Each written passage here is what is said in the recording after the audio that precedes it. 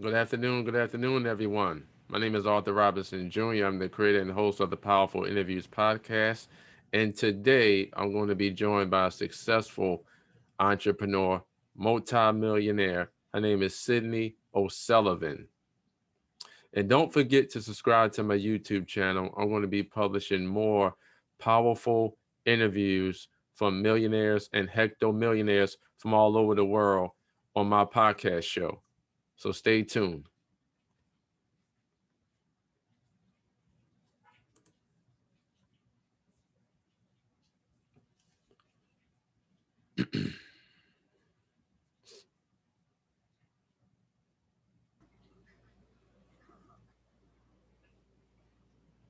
Hello. Hey, Cydney, how you doing? Good, good. Just checking my camera angle and everything. Okay. And where you tuning in from? Where you calling in from? Las Vegas. All right, the beautiful Las Vegas, Nevada. Well, it's bloody hot right now. So the super hot heat wave, Las Vegas, Nevada. Yes, absolutely. It's actually hot here in Philadelphia as well. Is it? Yeah. Yes, it is. Yeah, we're going through a heat wave as well. Well, apparently people are dying in some states. Like 100 people died in Oregon or something because they've also got humidity there. So Ooh, yeah, it's wow. extraordinary, and it's freezing in Australia. So there. Mm. I love the spring, the fall, and the winter. Those are You my seasons. Just too hot in the summer. Yes. How you doing? Good, good. It's early for me. I'm still having my morning coffee. Okay, okay. You getting your morning caffeine. Whoops, what have I done? Whoops, sorry. I accidentally stopped the video. So, how's the sound? Is my microphone in the right place? Yes, you sound real good. Okay, good, good. All righty. Well, I appreciate you coming on my platform today and conveying value to my audience. It's a pleasure. All righty. You ready to rock and roll? Yeah, Okay. And you can hear me good? yep, sounds great. All righty. Here we go. Good afternoon, everyone. This is Arthur Robinson Jr. I'm the creator and host of the Powerful Interviews podcast. And today I have another special interview for each and every one of you. Today I have a wonderful person on the show, and she's a great friend of mine. Her name is Cydney O'Sullivan. For those that don't know Cydney, let me explain to each and every one of you about this incredible, phenomenal woman. Cydney O'Sullivan, she is a successful entrepreneur, multi-millionaire, and she is the founder of two phenomenal programs, which I love the title: Millionaires Academy, Publishers Marketing Agency. She is a global business branding entrepreneurship expert, and she teaches entrepreneurs on how to build 6 and 7 figure businesses. She is the best-selling author of her phenomenal books. Two of the books, I love the title, which is called Your $1 Million Message. And the other phenomenal book, which I love the title, is called How to Be Wealthy Now. And that is an awesome, impressive resume. Without further ado, I'd like to welcome the one, the only, the beautiful Cydney O'Sullivan to the show. And the crowd goes wild. Yay. Thanks, Arthur. So great to see you. It's great to be here on your show. I'd like to thank you, Cydney, for taking time out of your busy schedule to educate me and the audience worldwide about how to build a 6 to 7 figure business. I gladly appreciate it. Well, it's been very, very challenging trying to think how I could help as many people as possible once the pandemic hit. I used to work mainly with high profile speakers and CEOs of companies. And then, when the pandemic started to shut businesses down, I had all these friends who were in a world of pain. Like, I had a lot of friends working in the travel industry with travel agencies. Got hit so bad. I was living in Australia at the time. They literally shut down the whole international border for, you imagine the impact on companies and countries when they shut borders down and stopped people traveling between cities. It was crazy. Mm. Wow, yes. Because I know you told me previously that Australia is on an international lockdown due to the COVID. Yeah, they've actually just had the intake again. So it was tough enough to get in there. But because of this Delta strain that's coming out of India and, that's starting to attack a lot of countries, Mm. especially in Europe, Australia's really shut down even more. The city of Sydney has gone into lockdown, and my friends there are hating it. They're saying, well, it's like being under house arrest. And it's, they're talking about having shutdowns for another month at least. Melbourne has been having the lockdowns repeatedly. Every time they think they've got their COVID under control, then the government says, no, we got another outbreak. Stay home. Don't let your kids go to school. So it's been really Wow. really difficult for a lot of people in jobs, people with businesses. And I don't believe that we're really hearing about the full impact of it. We hear a lot about COVID on the news, but we're not hearing about people who can't find employees to keep their businesses going, people who can't pay their rents, landlords who are losing their properties. Mhm. I think the impact is going to be quite severe over the next couple of decades as we see this start to filter through to our economy. What's your opinion about it, Arthur? Well, a lot of businesses, especially last year, they took a major hit, especially when people was used to congregating and putting on live events and live seminars where people, they love to, explore, they love to travel, they love to meet new people, they love to, build businesses with other like-minded individuals. So the pandemic basically shook up the whole world, but it also brought people together where they say, you know what, I have to be a great asset to other people that, create products and services. So actually, on one part of the spectrum, it affected a lot of entrepreneurs, especially a lot of entrepreneurs that own retail businesses. But on the other part of the equation, a lot of entrepreneurs and business owners, they start to create their own virtual events online. And Zoom, they brand equity went through the roof, close to Yeah, $1 billion last year. So as a lot of people started getting on the Zoom platforms, and I know the Zoom owner basically appreciated that, due to the pandemic because his brand equity just went straight through the roof. So for some entrepreneurs, unfortunately, it did affect them, in terms of offline. But the online community, they basically loved it. And that basically took people on a paradigm shift where they say, you know what, I got to start, being an entrepreneur and start in increasing my skill sets. So once you increase your skill sets and your knowledge base, you know that you can actually generate more income, outside of your current job. So that's my take on it. yeah, I agree with you. I'm actually working with a lot of my clients to help them. I've been working with people to get their books written for decades, Hmm. but I've been saying to them, let's get your knowledge, turn it into online training programs, and put them on an automated income system. So I'm doing the same thing in my business.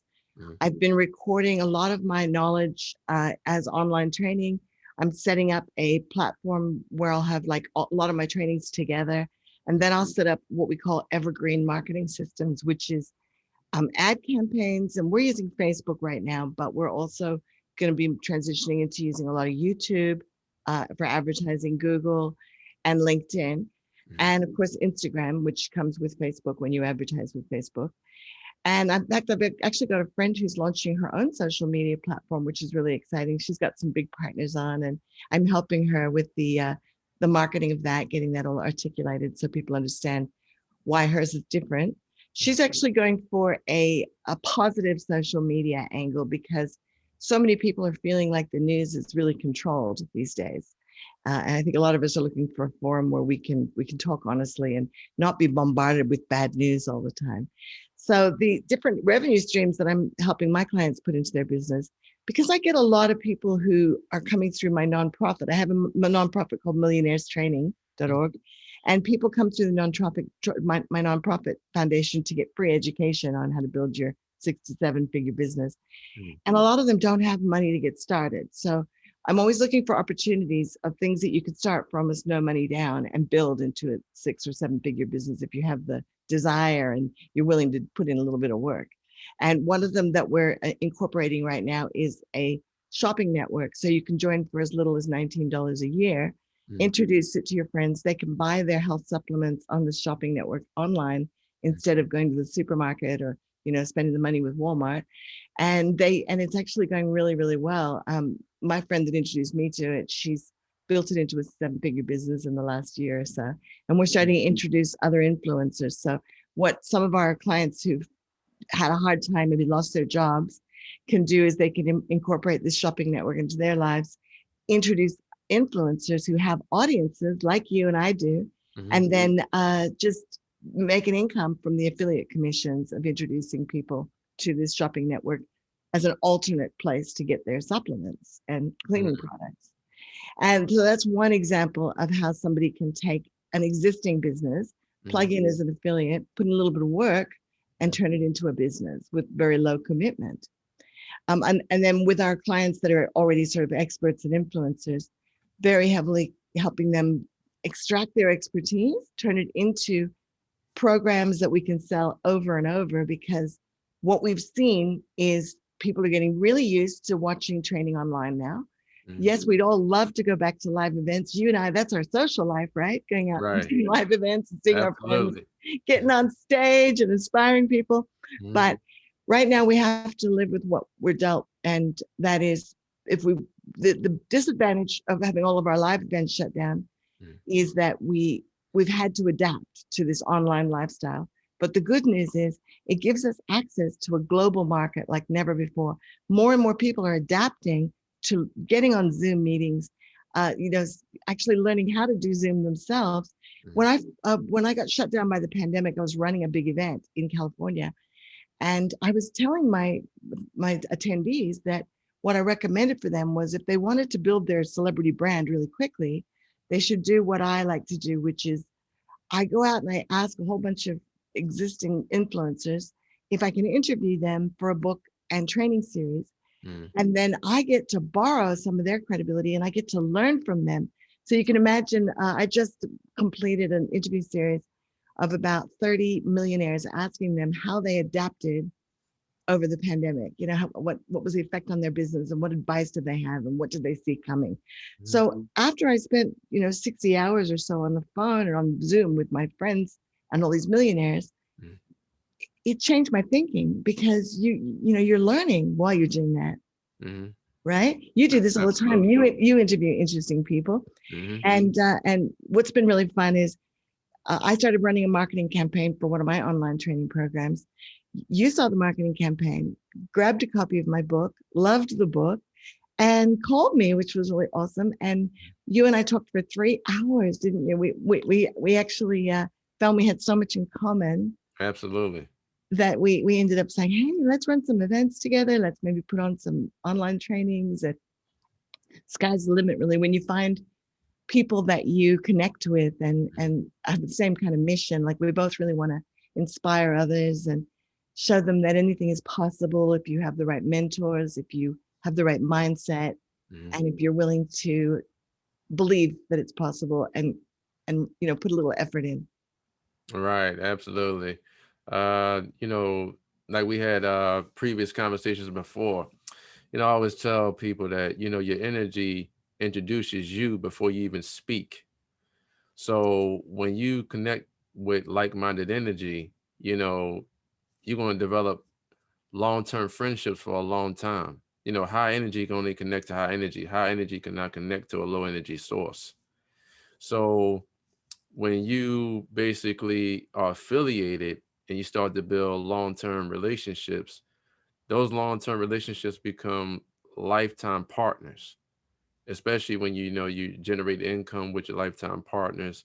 They become, your extended family, and your extended family becomes your raving fans.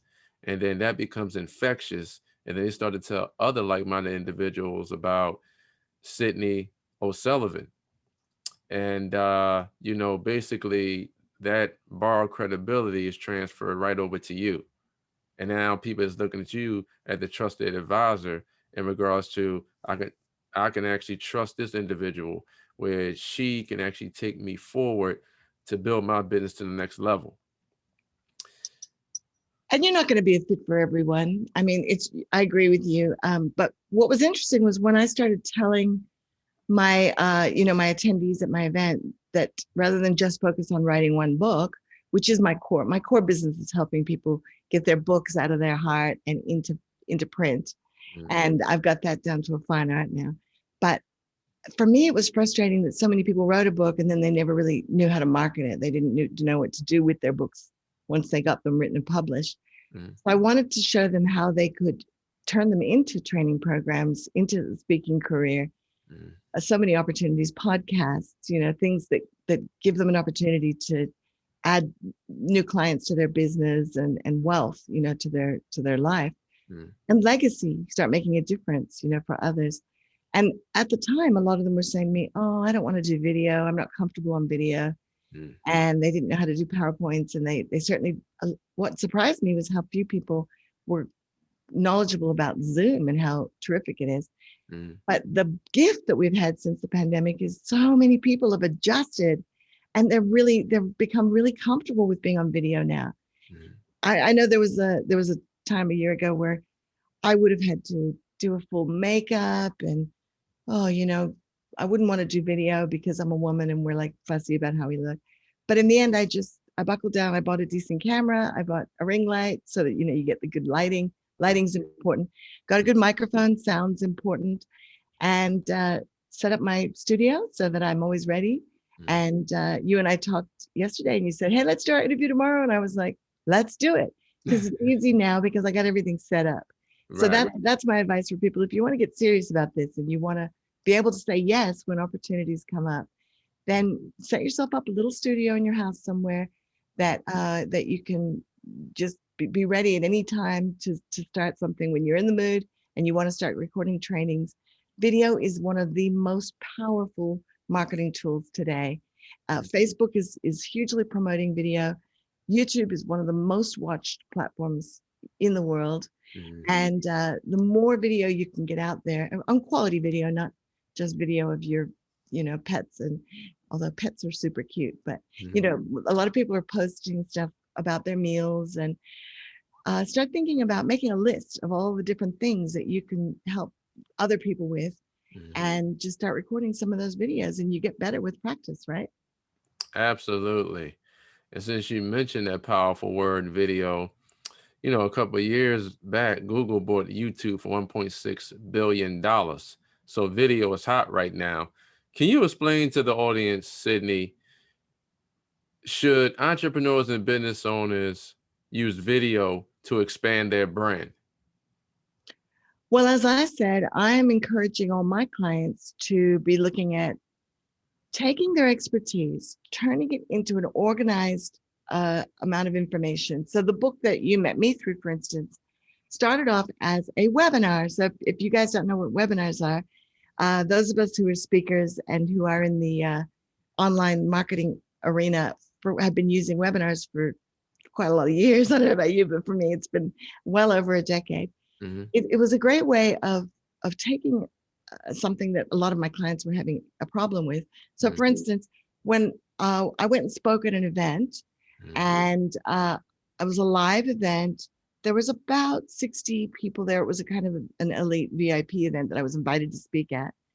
This is about 5 years ago, I guess. And I ended up offering a program to help people write their book. And almost half the people in the room decided they wanted to take up my program. And I thought, oh, wow, I'm going to need some great systems because I was onboarding so many clients at once at a VIP level. So I thought, so on the plane on the way home, I started mapping out what do they need to know? How can I help them get from where they are now to where they want to be? So, get their ideas out of their heads into a book. What are the most important things that they're going to need to do to get that result? And so I started writing up all the systems that I could do, like templates I could create, and how to show them how to structure their books, because that's one of the things that most people find really difficult when they're creating their training programs, videos, books, is what should I say? Like, what's the beginning, the middle, and the end, right? And so I created a whole bunch of templates when I got home, created a whole bunch of online training, and then scheduled a weekly webinar. I said to all my new clients, it's mandatory. You got to show up if you can. If you can't make it live, then make sure you watch the replay so that you stay with us and you don't lose momentum. And then I organized, now we do it with Zoom. At the time, we used to use GoToWebinar, which was a big one. And GoToWebinar still has its market. But nowadays, what's great is people can sign up for a free Zoom account. They can run a half an hour to 40-minute Zoom for free, as long as they don't have too many people on. There's limits to how many you can have on a free account. But even a premium account isn't that expensive. So I got a whole bunch of my clients on. I whipped up PowerPoints each week for that training. And this is a great way of creating your training programs too, is live with your customers, because you can move at the pace they're moving. Quite often you think that you're going to get through a lot more than you actually do, because people are on a learning curve. So each week I would run our training program, record that, answer their questions, and then that became my online training that is now the support program for all my new clients who sign up to write a book or to get their books published and to bestseller. So I recorded it once and turned it into online training. Now I've just recorded another training program, and there's so much gold in it. We called it Millionaire Profit Plan. I did it with a partner, strategic alliance partner, or joint venture partners, we like to call them. And there's so much gold in there that I can actually go through and cut some of those segments out and make them into little content marketing videos that can go on my LinkedIn or on my Facebook or in my group. And back to the book. So anyway, I created a webinar to help a lot of speakers I was working with learn how they were leaving money on the table. So how could they be more effective as speakers, trainers, and consultants? And the webinar was great. I thought it was a really great foundational training for all these speakers I was working with. So I decided to take the script from the webinar, which I had actually pre-created. I like to sometimes pre-create my script before I do the webinar and then read it to the PowerPoints. But you can also take your recorded webinar and then transcribe the audio, because one of the wonderful things about Zoom, it sounds like we're having a Zoom sales call, but Zoom will actually separate out the video and the audio for you, so you get a nice audio recording, right? Anyway, so I took my script and I turned it into this book. And then what I did was and at this stage, it was still just a digital book. Like I believe you would have downloaded my digital book, but people can now buy this. I've now had it printable, and people can now buy it on Amazon and download it from my website. But I took the digital book and I started emailing it out to my mailing list, my database of mainly speakers. And it turned out that the president of the National Speakers Association was on my mailing list. And he said, I love this book. All my speakers all of our speakers should learn how to make more money from their speaking businesses. He had come from a marketing background, and he said, do you mind if I send this book to all of our speakers on our database? So I said, well, can I write the email? And he said, well, then it becomes an ad. And I said, okay, how much is that? And he said, $250. And I said, done. And so I invested in what we call an EDM, which was an electronic data mail out. So there are times when, if you know who your ideal target client is, you can go and find somebody who already has them on a mailing list, and you can negotiate to have them do a mailing for you. So that's one marketing strategy that a lot of people underutilize. And so he sent it out to these entire Australian National Speakers Association. And we invited people to book in for a strategy call, which is still a very popular strategy today, to move people from an email address to a conversation, a possible, customer conversation. And we ended up with about 500 of these speakers opting in for strategy calls. And we were like, what are we going to do? We don't have enough people to get on the phone to all of those people. So we ended up creating a filtering system, like a questionnaire to take them through. And the people that were the keenest, the ones that answered all the right questions on the questionnaire, filled in the whole questionnaire, gave us the answers that were the type of people we were looking to work with. We focused on those, and we ended up bringing in about $500,000 in sales from that one campaign. So that's the power when you get this right. And that's really what I'm encouraging people to do now, is take your expertise, turn it into video, turn it into books, turn those books into lead magnets, what we call the top of a sales funnel. So take your little book, put it on the beginning of an introductory sequence where people can get to know you. When people see your ad for your book, what we do on LinkedIn is we invite people to grab a copy of the book. So I have an assistant who just sits there and messages my contacts and says, would love to know what you're doing. This is what we're doing. Love to gift you a copy of our free book. And we get enough people taking that up that it's worth doing. Get some great contacts out of that. And then basically what happens is right as soon as when they get to the thank you page for your book, that's where you can have a video, back to video. You can have a great little introductory video explaining who you are and what you do and encouraging them to get on a call or, email you. And then follow that up with a great email sequence to keep building that relationship, more videos, more trainings. And over time, you'll end up with good constant lead flow and some regular customers coming in because you're building relationship through that video and connection. Absolutely, absolutely. Video is powerful right now. And when you tell people exactly what you do, people are just going to Google you and just look you up and just to see, do you have a website or, actually a blog is a website. And they're just going to look you up. And then if you have, compelling video where you're actually teaching people about entrepreneurship, or it could be cooking, or it could be cleaning, whatever type of service you're in or whatever type of business you're in, people want to see if they can resonate with you through a video. And once they can resonate with you, then they're going to follow you and they're going to want to go to your website and, sign up to your website and stay in your community. So when you publish more content, you send that email blast out to your list of people, and then people are going to tune into what you got going on next because they want to stay very, very connected to the community that you're building. Like Facebook, Instagram, even though Facebook owns Instagram, Twitter, LinkedIn, YouTube, they are all active communities, So I like to be involved with active communities. And when you can engage people with compelling content and they actually feel the value that you're publishing to the world, then people are going to do business with you and they want to stay with you for long periods of time. Now, Cydney, let's have a dialogue about money. Now, I know money is not value.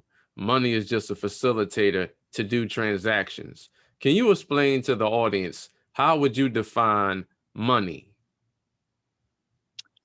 So money is it's an energy exchange. It's a value. I like to think of it in terms of currency as opposed to money. And if money we associate with, well, we used to associate it with cash. Those green bills and those coins that we keep in our wallet. But we're becoming more and more a cashless society. And as I told you, I also invest in crypto. So I have a part of my fortune in, we'll say, real estate. Part of my fortune is in crypto, and which is an alternate currency to the fiat currency that we're used to. And then part of my fortune is in cash in the bank, right? So those are all different currencies. Like my house isn't liquid. It's not easy to sell houses, but you can borrow against them. You can borrow the equity out of them if you want to, or you can use them as collateral. And when I talk about currency, what we always want to be thinking when we're building multi-million-dollar businesses or even small businesses or just getting started is, what have you got that somebody's going to exchange currency for? So if you've got something that's valuable to others, it's worth money, but it's also worth partnership or sweat equity. So what I help people do is turn their expertise into products and books and media campaigns. And that's valuable to people who don't know how to do it. And they're willing to exchange the money that they earn with their currency, which might be coaching or being a psychologist or being a hypnotherapist. These are the kind of clients that I'm working with at the moment. They're great at what they do. They're great at transforming people's lives in their way.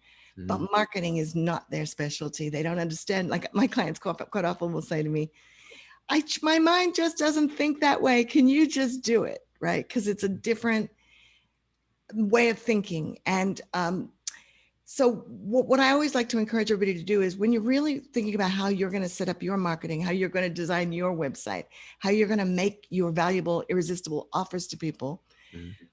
what's the currency that you exchange for the currency that they can exchange?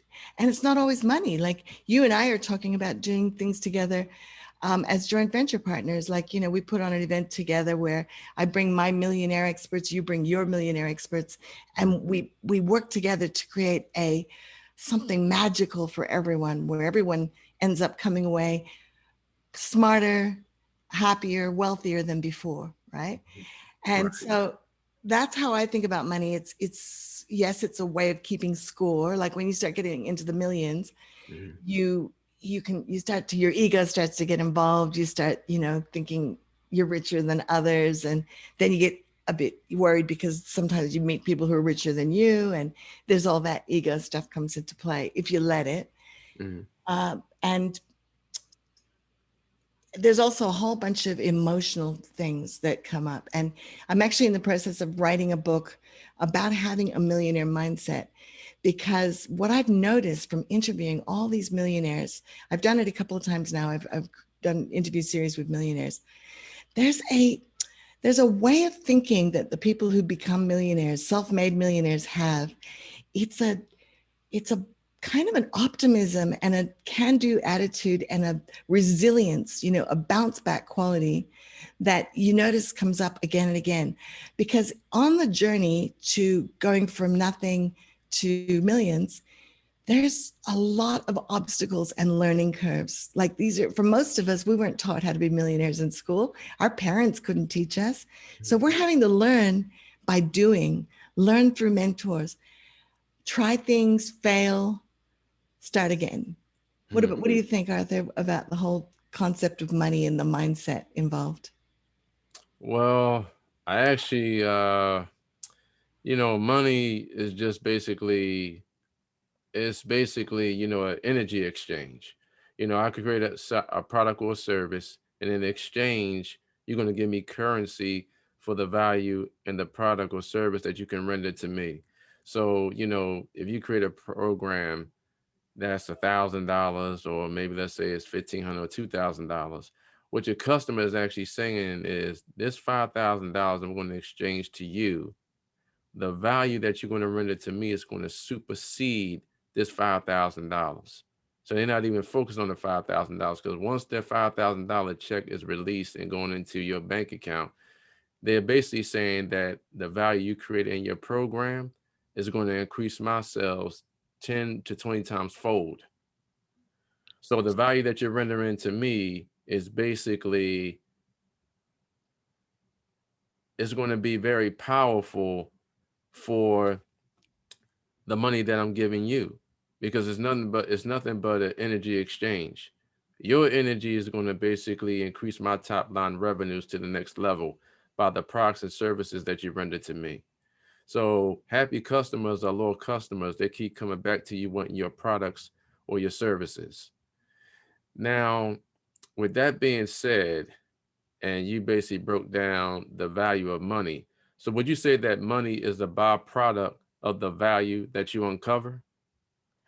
Yes, and I would like to add, although you and I like to focus on getting our clients a return on their investment, which is a similar currency. So you and I are in the business of helping people grow their businesses, grow their wealth. Mm. And so we focus on whatever we provide, we are encouraging our clients to implement as quickly as possible and as effectively as possible, Mhm. so that they can make more than they pay us, so they can continue to pay us with joy and abundance, right? So Right. where it gets really tricky when you want to have ongoing relationships with your clients and retainers and recurring revenue, which is the ideal business model. In my industry, we jokingly call it the drug dealer model. You want people so hooked on your products and on your services that they keep coming back for more, right? They keep wanting to go to the next level, spend more with you, keep investing. So that's one type of currency exchange, which is where we add value to their business to the point where we're making them more than we cost them. So they want to continue to invest with us. But Mm, another model of currency exchanges, for a lot of people, it's not always about just money. If you can help people turn their lives around and get a result that they've been really wanting and they just didn't know how to get themselves. I mm, mean, look at all the people that are struggling with extra weight right now. They're investing in programs to help them get their health back on track and get their weight off because it's affecting their lifespan. Like people are getting diabetes and high blood pressure and having strokes because they're at home and they're eating a lot and drinking a lot. mm, So people who can solve that problem for them, like people can help people with their weight gains or their alcoholism or their depression or mm, their anxiety, those are valuable currency exchanges too. And in that situation, people are not always looking for a monetary return on their investment. They're looking for a transformation to their life, right? So it's important that we all recognize that people are not always motivated by money. So when you're creating the kind of offers that you want people to see as no-brainer, irresistible, mm, to really get to know your customers, marry up your skills, your value, what you're the best at, where you're in your genius zone, which quite often we don't recognize because it's something that comes so easily to us that we don't see it as valuable as it is to others, right? But mm, if you do I have some exercises that I take my clients through where we really get clear on what they're great at and what they can do so easily that it's a joy and they're in their flow.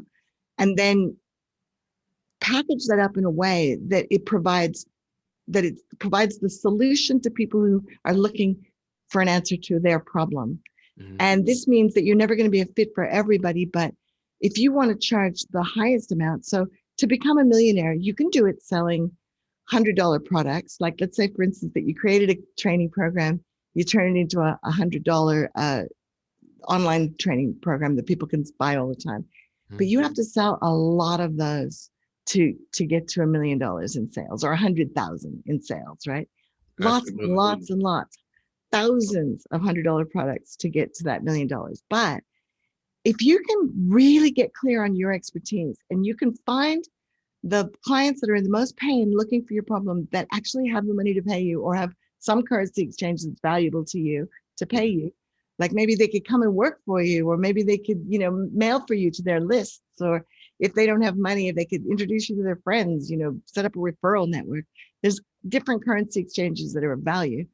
And then they can, and if you can actually start getting more like 5,000, 10,000, $50,000 for your services, which you and I were talking about this yesterday. $50,000 seems like a lot to charge for your services if you're a business coach or a health coach or a fitness trainer. But, just to give some examples, a hairdresser, a massage therapist. But if you've got something that's really valuable in people's lives and you can replace just one employee in their business, then it doesn't seem so expensive after all, right? Like if you can provide a service that allows them to not have to hassle with having just one employee in their business, and you show them again, it's that equal exchange of value or even greater exchange, mhm. then it suddenly becomes less of an obstacle for them to justify that $50,000 spend. Absolutely. Because, $50,000 a year, actually with taxes coming out, you're only working with $35,000. So you're looking at $750 a week in order to generate $50,000 a year.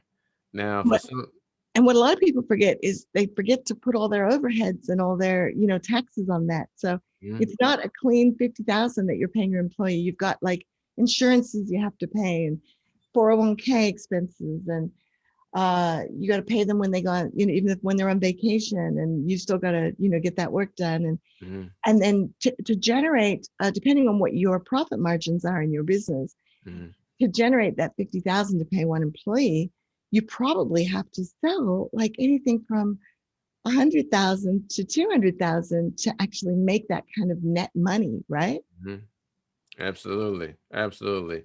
Your employees that is helping you build your business, they are rented assets for your business.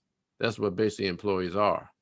So, when you have the right type of employees, you're going to be in business for a long time because they're helping you generate revenue.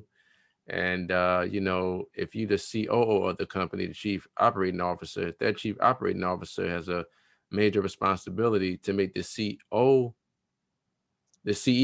of the company look good, whether that's a man or a woman. So COOs are basically to clean up the garbage that is not fitting into their, profit center systems in their current business. And they're having to fight with the CFO, who's constantly trying to get those margins up by asking everybody to cut their costs and cut their expenses.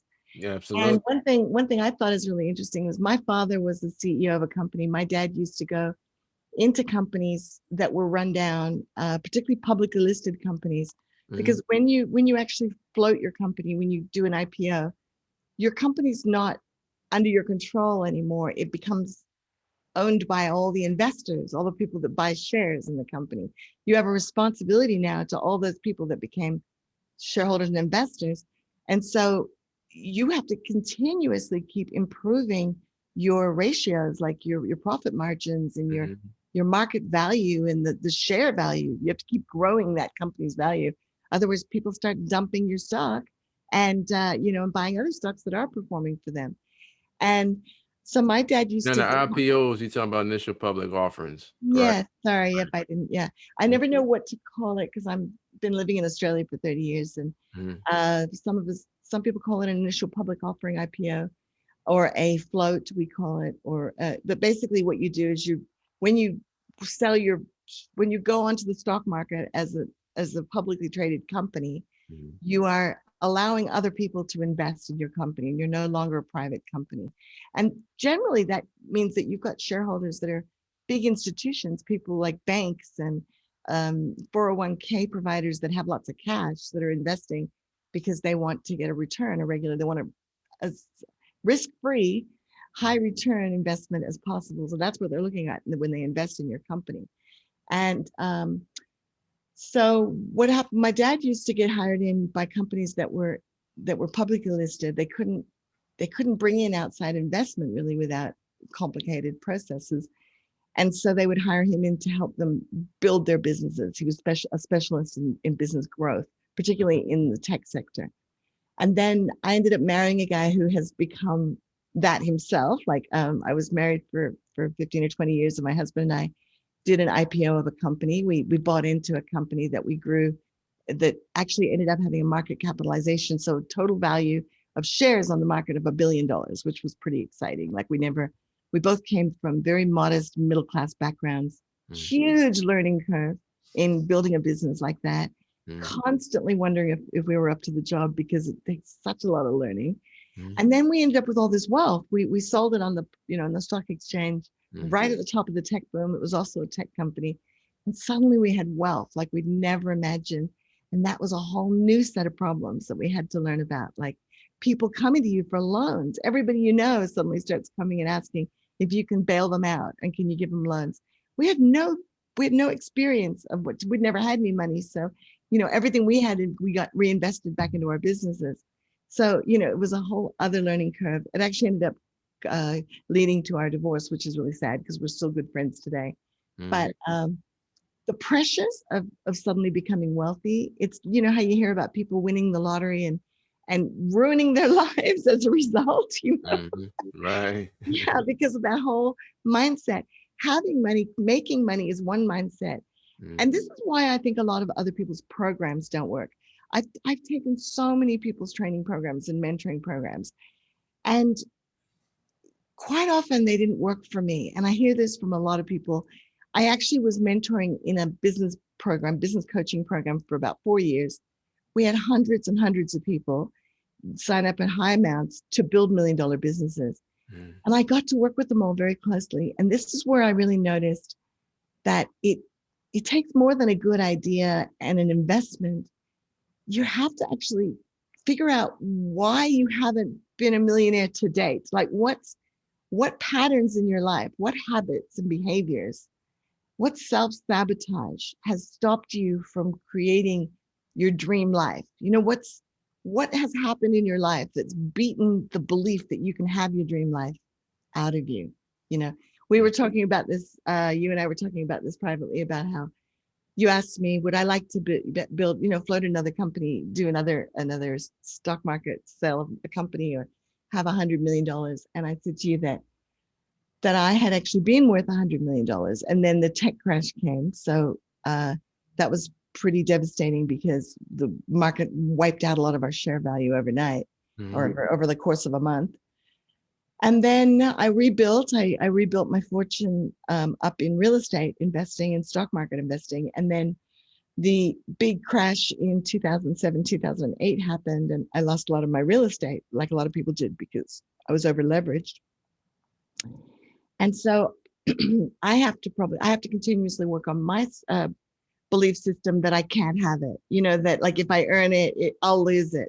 It becomes like a groove in a record that you gotta break the groove and prove to yourself that you can do it again. And I remember when I lost a lot of my wealth in the 2007, it happened to me. I actually saw it coming because I was a stock market investor. So I decided to liquidate a lot of my real estate. And I remember Mark Victor Hansen was my mentor at the time. You know Mark. I know Mark.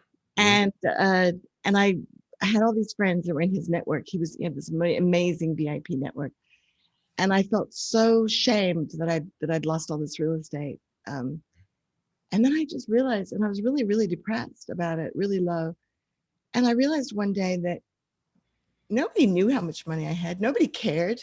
My real friends didn't want to be friends with me because I was rich. And it's a good clear out. I'll tell you what, you get rid of all those hangers on. And I started admitting to a lot of my friends that I had lost a lot of my wealth. And they came back and they went, "Oh, girl, you'll make it back.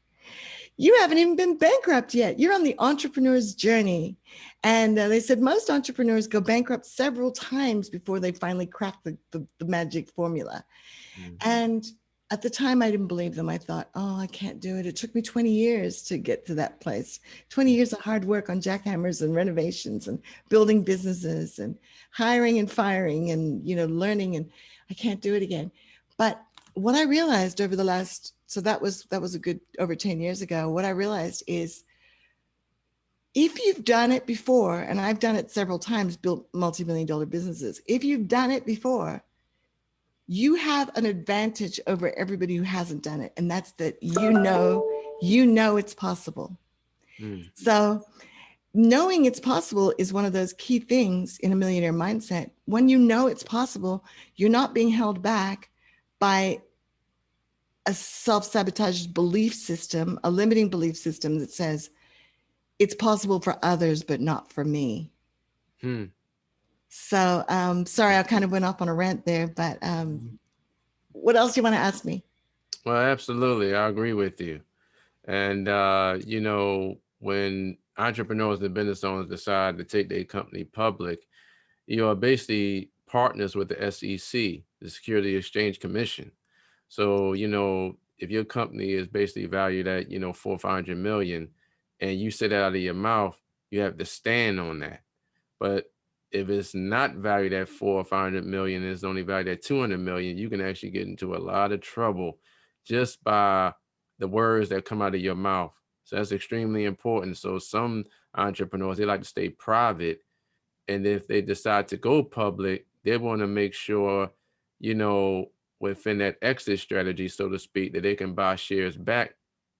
Is, once they go public, they want to have that option where they can actually go back to being private again. Yes, we actually did end up selling our public company to to a really big company in Australia, and they reprivatized it and sold off the assets because what they really wanted was the big government contracts. So that can happen where a company gets bought and goes private. And but there's a lot of really interesting. I actually just rebought a book that I read years ago. If people really want to understand like how to think like a billionaire, there's a great book out by an author called Martin Friedman, I think his name was, and I think it's called like How to Think Like a Billionaire. And he explains how a lot of these companies go from start to multi-millionaires. And he analyzes a lot of, one of them that was really interesting, for instance, was, I believe it was Wayne Huizenga who built Blockbuster. And before that, he had Waste Management, which was a big waste management company that he built his millions with. And Mm. what he figured out really early on was once he was a public company, he could bring in other smaller, like I think it was with Waste Management, his company that disposed of waste in one of the major city areas. And by buying up other companies, he could bring them in and grow his company. And the smaller company would pick up the share value of the larger company. So Mm. he was expanding his stock value by acquisition, by bringing in other companies. And that was what we found as well when we had our company was we couldn't grow our company as fast as the shareholders and analysts wanted us to grow it. So Mm. that so we had to acquire other companies to grow faster. And then you got to Mm. acquire them and integrate them into your business. And that's a whole other skill set in itself, because that's a good way to ruin your business too, is grow too fast, right? Absolutely. Yeah. So there's, oh gosh, we could talk about creating wealth, all day long. But Mm. my advice for people is that you really figure out what you're great at. And I have a 9-step system now that I've created based on all my experiences of building businesses. And gosh, I've built my first business was in food. I worked as a restaurant for 325 an hour when I was in my teens. And I Mm. took those skills I learned as a cashier and waitress, bus girl in restaurants, Mm. like Marie Callender's and Sizzler. And when I moved to Australia, I started buying rundown little delis and restaurants that other people didn't know how to make a living out of, and turning them into catering businesses. So I took what I learned working in restaurants and expanded on that and did it my way and grew those businesses and sold them. And now I'm a little older, I look back and I realize because I was good at buying rundown homes, businesses, Mm. uh, I'm really good at flipping things. I'm good at buying things, seeing the potential in them, building them up and selling them. But an opportunity that I missed that I now look back on and see is that most of the businesses that I bought, built up and sold, the people that bought them from me couldn't run them like I did. They just didn't have that customer service. Uh, that's one thing I've got a really, really good part of my personality. I really care about my customers and I listen to my customers. And Mm. that's one of the things that makes me very successful. But not everybody has that. Not everybody has that personality. So what would happen is all the businesses that I built up and sold, they ended up going out of business a few years Mm. later. I could have gone back, bought those businesses again and rebuilt them, right? So Right. so it's right. Saying in your genius, I'm realizing I'm great at starting things. I get bored with running them over the long term. So Mm. I need to have other people on my team that keep them going on the day to day, right? Those Mhm. COOs. That's And right. but the opportunities that I missed looking back were listen to what people are saying to you and constantly be asking yourself, what am I not seeing here? What are the opportunities I'm not seeing? So for instance, so I had food businesses and people used to come in and say to me all the time, do you sell these businesses like as a franchise? Like, could you be a McDonald's? And Or as a roll up. just because I didn't know how to do it didn't mean there wasn't somebody else out there who could help me with that, right? That's So right. I could have easily taken what I had done successfully and transplanted it to other locations Mm. and replicated it with somebody else taking ownership and paying me for that, right?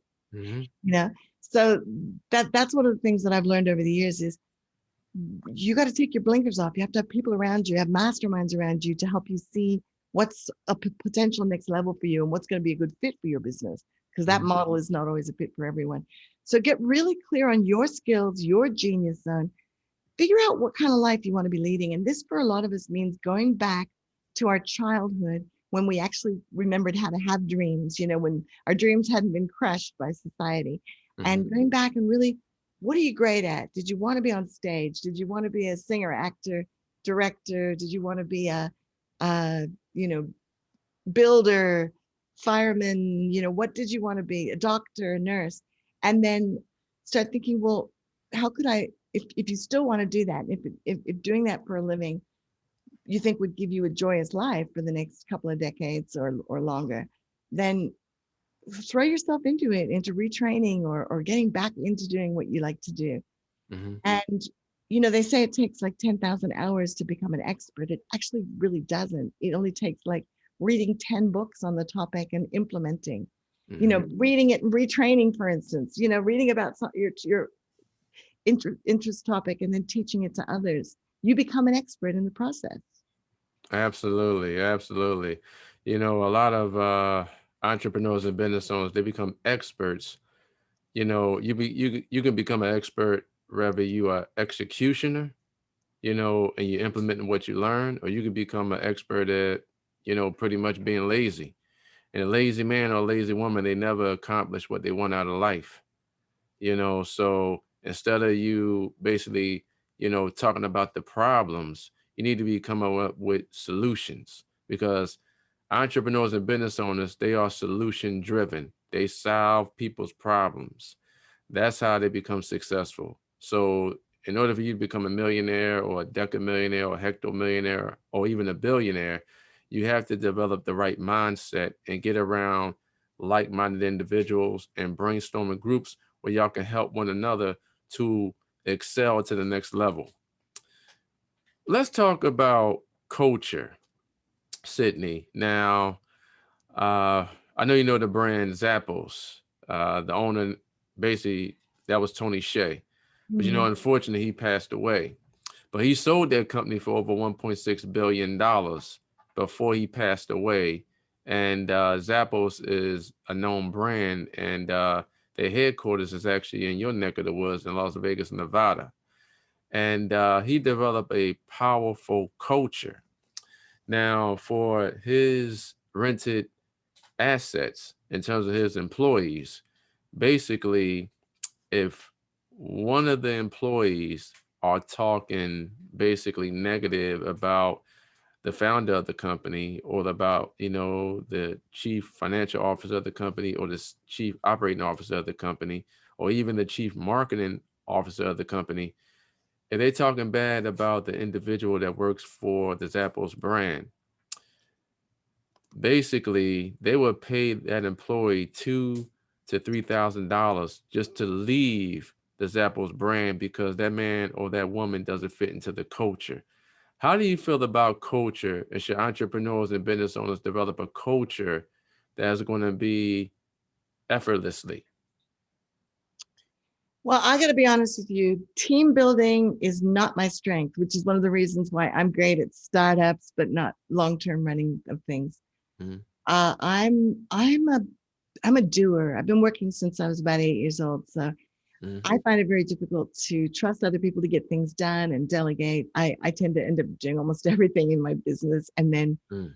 when I do find somebody who's great, it's so awesome, but you can't always keep them, and then it's devastating when they leave, right? So, Mhm. so running teams is not really my strength, but building a culture is. And one of the most lucrative areas of my business, or one of the most fun areas and profitable areas of my business, is running live events where I bring people together. And quite often, my events are retreat environments where we're together, sometimes living together for 4 or 5 days. And Mhm. it's super important that we have a supportive culture in that environment, because if things get toxic in that environment, it ruins it for everybody, right? That's So, right. so what I've learned about developing a culture is, like you saying, having those established precedents in place. So when I'm running one of my live-in, all my events, actually, all my events, what I do is I set up expectations right from the beginning. Mhm. So I say to everybody, even if it's a free event with hundreds of people there, one of the first things I ask them to do is tell me why they're there. What are they coming? Why did they come? What did they want to get from me, so that I can make sure that I give them the value that they were expecting from my promise.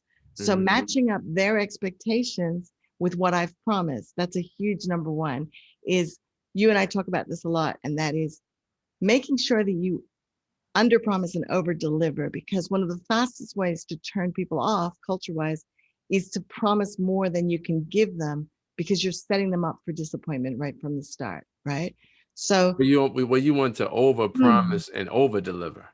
absolutely. Well, you want to, yeah, you want to make them a promise that's really compelling so they actually want to be around you, Mhm. and then keep a whole bunch of surprise and delights up your sleeve so that you can give them more value than they even expected they were going to get, right? Mhm. And Absolutely. then and then what I do is get them to start setting some goals for themselves. So right at the beginning, I say, tell me what you're expecting from me so I can make sure I deliver on that. Mhm. And or I can adjust your expectation. Like if they come to my, and this is one of the things that I was thinking I should touch on that you mentioned earlier, and that is because we teach people how to create wealth, we also have to be super careful that we're legally compliant, right? So Mhm. we can't make promises. Like I run a podcast called How to Be a Millionaire, but I have to be super careful to say to people, look, I'm going to show you, I'm going to interview all these millionaires and we're going to tell you how we're doing it, but we can't guarantee that's going to work for you because we're all different. We're all different and we all have a different set of circumstances. So we're not making a promise to you that listening to this podcast is going to turn you into a millionaire. At Mhm. some point, you got to take some action, right? You've got to make some commitments. You got to set some goals. You got to live into those goals. You got to make things happen. And we can't be responsible for that. Only you can be responsible for that. Mhm. So we have to be super careful that we're not making promises that are unachievable for the majority of people because we can be, we've got the SEC watching us too, or we've got, the Federal Trade Commission or, the watchdogs, the Better Business Bureau. And we don't want to set our customers up for disappointment and failure. Mhm. So first of all, I get them to tell me what they're expecting and then make sure that we're all on the same page. If their expectation is unrealistic, then I need to adjust that expectation. And then and give them an opportunity to leave if they, or have a refund. If like I had a conversation with one of my best clients the other day, she's probably spent the most with me than of any other client. And she wants to work with me again, but she was a really hard work client and she had very unrealistic expectations. Mhm. So I said to her, look, the only way we could work together again is if you mapped out for me exactly what you think I can do for you that's going to help you grow your business, exactly what you want from me. And then we'll have a conversation about whether I can deliver on that and adjust our expectations accordingly, what you expect of me and what I can realistically give you for what we agree that you should pay, right? That whole currency exchange again. Mhm. And uh, and then once in my events and with my new clients, the first thing I do with them is I get them to set goals for themselves. Sorry, hang on one second. I'm on a live interview. It's the old family surprise visits. Um, and anyway, the so the first thing I do is I make sure I understand what their expectation is. Then I get them to set some goals for themselves, out of our experience together. Like, what do you want to get out of it? What can you commit to? What are we building here? What's the end game? What's the outcome that we're looking to Mhm. achieve together? And then I'll get them to give me their feedback, during the presentation. And generally what I find, and I'm funny and I'm fun and I'm very honest and transparent about everything. And I know my content, as you can probably tell. Like you can just ask me anything. And this Mhm. is one of the great gifts I got from being on stages for like sometimes 3-4 days at a time where people can ask me anything. And that's when you start realizing I've been doing this 40 years. I know this stuff. I know this stuff inside out, right? Mhm. So anyway, what ends up happening is we end up with this like happy crowd of people. Some people will leave because we're not their jam. You're never going to be a fit for everybody, but generally what I end up with is a core group of people that have had a wonderful time, are hugging me every time I get off stage because they're getting so much value. And that's the kind of thing that you want to, and like when I had my restaurants, here's a real brick and mortar example. Mhm. My first restaurant, I was very lucky in that I attracted some great staff who stayed with me right through building up the business, turning into a catering, became family friends, came to my wedding, like we're great staff. So I lucked out. But as our generation is becoming more, the children we're raising are becoming more spoiled. They're less used to doing chores. They have less of a work ethic. Unfortunately, it's harder and harder to find great staff for your businesses. That's just my opinion, having been in business for so long. Uh, People's work ethic has changed. People want more than, they think about themselves a lot more than they used to, And Mhm. so my last restaurant that I ran, I remember I decided to hire some staff from the government employment office, the people that were, the government would actually give you great deal on people who are unemployed. So I went out and got all these unemployed youth, young people to come work for me. Mm-hmm. And first of all, I had no idea. They didn't know anything. Like I had to teach them everything. They didn't know work skills because they hadn't been employed before, right? Mm-hmm. Secondly, a lot of them just didn't like. I had one guy say to me, "You want me to mop floors? Honestly, I can get paid unemployment. I get the same amount on unemployment and not have to come to work and mop floors." And I said, "Well, it's up to you, but when you come to work every day, I'm teaching you how to build a business. Like you could learn from me. You can have your own restaurant. You could be a restaurant manager. You can build a career with what you're learning coming to work. Mm-hmm. But collecting unemployment, you're never going to move forward in life. The best you can end up with is becoming somebody who either builds an illegal business or becomes really good at gaming the system. We've all met people who have been unemployment all their lives and they get really good at getting extras, right? Mm-hmm. Which they That's might have. absolutely correct. Unemployment is basically temporarily, and you have to capitalize on those opportunities. Like you was actually educating him on, you working Yeah. for me, but you can actually build your business on the side, and then once you increase that skill set and you start to generate income, then basically you will go from an employee to the founder of your own company. But you have to, basically shift your paradigm from negative thinking to take action thinking. And this is how millionaires think. This is how billionaires think. They adopted an abundance mindset and don't focus on the word no. Basically, I embrace the word no. The word no, NO stands for next opportunity. So if people basically start to, really hone in on their skill sets and align those skill sets with people who's been there, done that, and who's still relevant in their current industries, then guess what? They're going to be in the business for a long time because they learned the blueprint from people who actually paved the way for them.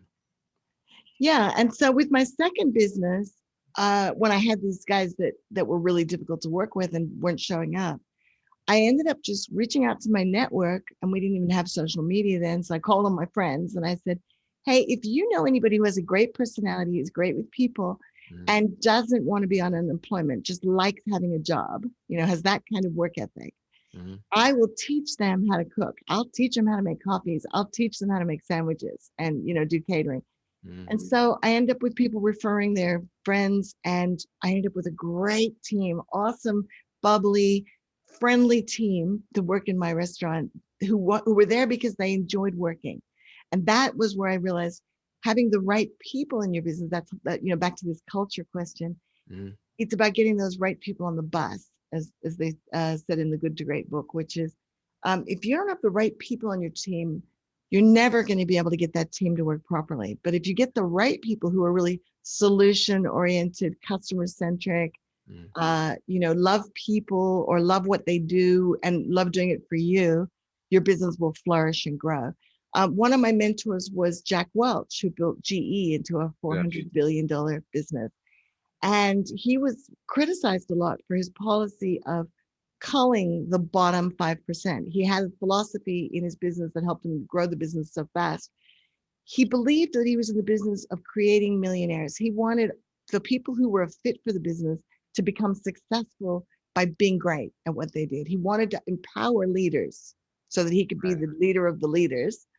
But he recognized that there were always going to be a certain percentage of people in your organization who just weren't a fit or who had been a victim of the Peter principle, we call it, which is that in an organization, individuals will rise to their level of incompetence. So you might have great salespeople who end up being promoted to sales manager, who are not management material, who are not a fit for that role, right? So they were great in one role, but then you promote them and they're not great in that role because it's not a fit for them, right? So his philosophy was on every employee should be getting regular reviews. They should be given regular feedback, moved to a job that was a better fit for them if they weren't doing a good job. And if they continuously didn't make great reviews and they weren't getting great results in the company, then you should let them go and let them go and find something that is a fit for them. And he got criticized a lot for that. But I think that you and I both know that having toxic people in your life in any way. Like, and that can be people who crush your dreams. They might be doing it because they're jealous. They might be doing it because they care about you and they don't want you to be disappointed. But generally, people will, put you down and crush your dreams, and you'd crush your dreams and suck the life out of you. Call you all the time with their drama and complaining, and it's generally because they're not happy in their life, and they're trying to bring you in. They want to bring you they into want you to fix they it. want They to bring want you into their negative web, so to speak. yeah. And so Absolutely. you get those in your work environment, you get those in your culture, you get them in your family, you get them in your friend circle, relationships. And so our jobs as champions of life, if you want to be a champion of life, if you want to inspire others, if you want to live a dream life, get up every day feeling good about what you do and excited and motivated, is to be constantly filtering, looking at everybody in our life and saying, are they good for me or are they not good for me, right? Are these people a fit for my dream, or is it time to maybe draw some boundaries around that relationship? Right. Absolutely. Yeah. Absolutely. When I wake up in the morning, I always say to myself, all praises to the Most High, God is the greatest. And I thank God that He allowed me to wake up to experience another beautiful day.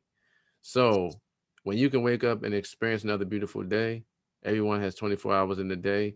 So what you do with your 24 hours is going to be very critical to your success, or you're going to remain stagnant and you're not going to move forward.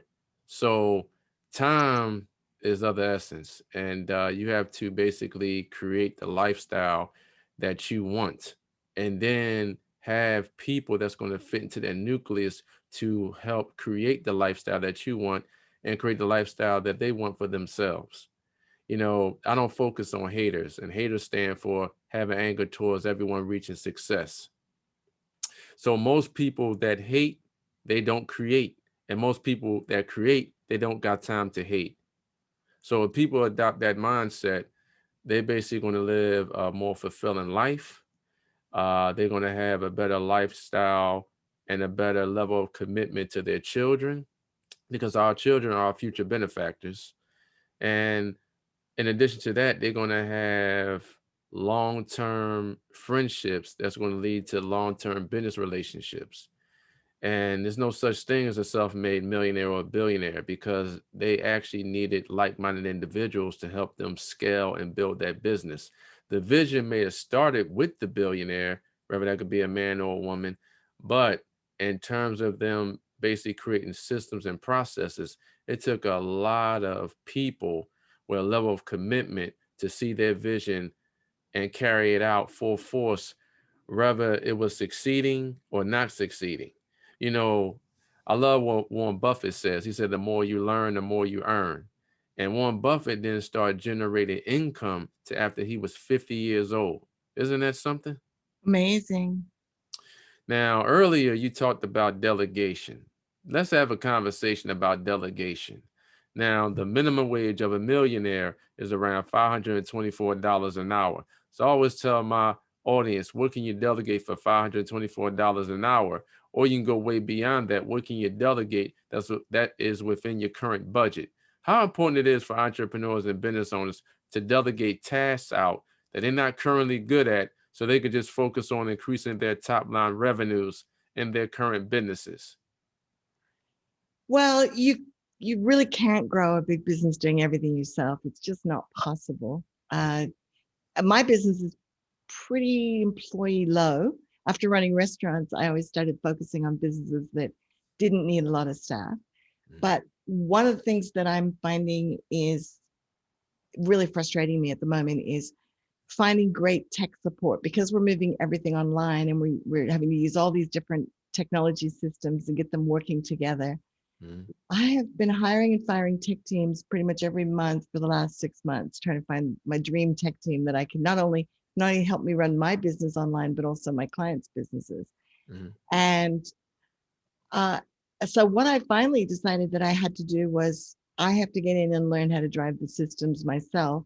And there is this element of, you can't really efficiently lead if you don't know how to do the job yourself, at least on the most basic level. So you can't obviously know how to do all jobs. Like, for instance, when you're running um, a company that's generating hundreds of millions of revenue, you don't necessarily need to know how to run the switchboard and how to run the email system or the IT system.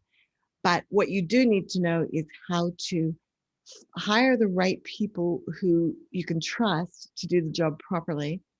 And how do you do that? And that is by, learning how to, I think, set reviews in place. So one of the really great lessons, and I'll make it more relevant to most of us that are just running small businesses these days and trying to turn them into online businesses, because that's where the opportunity is right now, is adding technology to existing businesses to survive any situation, including lockdown and international pandemics. But one of the things that a good friend of mine who's a multi-millionaire from England taught me was, I said, why do I keep having all these problems with tech teams? Like, I'm paying these web teams or these digital agencies in advance, because that's how they require it, paying them thousands of dollars in advance. They're not getting stuff done. They're holding up my business. And it's really frustrating me. What am I doing? What am I doing wrong? So that's one of the first things, is you always have to look at, you're responsible as the leader, you're responsible for every outcome. So if that's the only empowering way to think, because if you start blaming everyone else and expecting everyone else to do their job without you leading them properly and setting the right tasks and goals and parameters and expectations, as we talked about earlier, then you're going to feel frustrated and disempowered. So you've got to take responsible for all outcomes. And he said to me, well, okay, first of all, when you're dealing with technology teams, and I think this relates to all employees when you first bring them on, and actually you have to manage them on an ongoing basis too. Business partners, joint venture partners, you've got to be constantly reviewing and saying, are they doing what they're supposed to be doing? Are they holding up their part of the bargain? Are they doing the job that they need to get done so that I can be at my best value, using my genius zone to create? I'm a rainmaker. I make small businesses into $1 million businesses very quickly. But in order for me to be able to do that, I need other people to have my back and be doing all that stuff that has to get done on a regular basis, right? So when you're hiring people, ask them lots of questions to make sure that they're the right fit. How would they do this? And how do they handle these sort of situations? Do a personality profile on them. You do a couple of in-depth personality profile to figure out what their strengths are. Get them to tell you about the jobs where they were the most successful, or experiences where they've been most successful, most fulfilled. Really get to know them. Then manage them on a regular basis. So if you're hiring a digital agency or a website design team, pay them in milestone payments and set milestones where you review results, so that very quickly, and KPIs, key performance indicators for employees, very quickly you can figure out if they're just saying they're getting things done or if they're actually getting things done. And in my experience, the people that are yes men, the people that say, I'm on it, leave it with me, sure, I'll do that, and they don't get it done, they can be one of the worst bad holes in your business, the worst saboteurs of your business growth and your success, because you think it's getting done and it's not getting done. And then later that becomes a problem, right? So that's my advice, is so that you can be in your best flow and you can be making the most for your time. Make sure that you have a great support team around you that complements you, that have complementary skills that fill your gaps, and manage them on an ongoing basis. And in business, you got to look after your money. This is one of the biggest problems that I see creatives, including myself, getting wrong, is we don't like doing our taxes. We don't like doing our bookkeeping. We don't like, looking at our numbers, but you have to do constant weekly, monthly reviews. You've got to understand your business numbers. You've got to see where you're losing money. You've got to see whether you're profitable, how you can improve those profit margins, where your overheads are getting out of control, because this will put you out of business and it'll put you in the poorhouse if you don't manage your own money.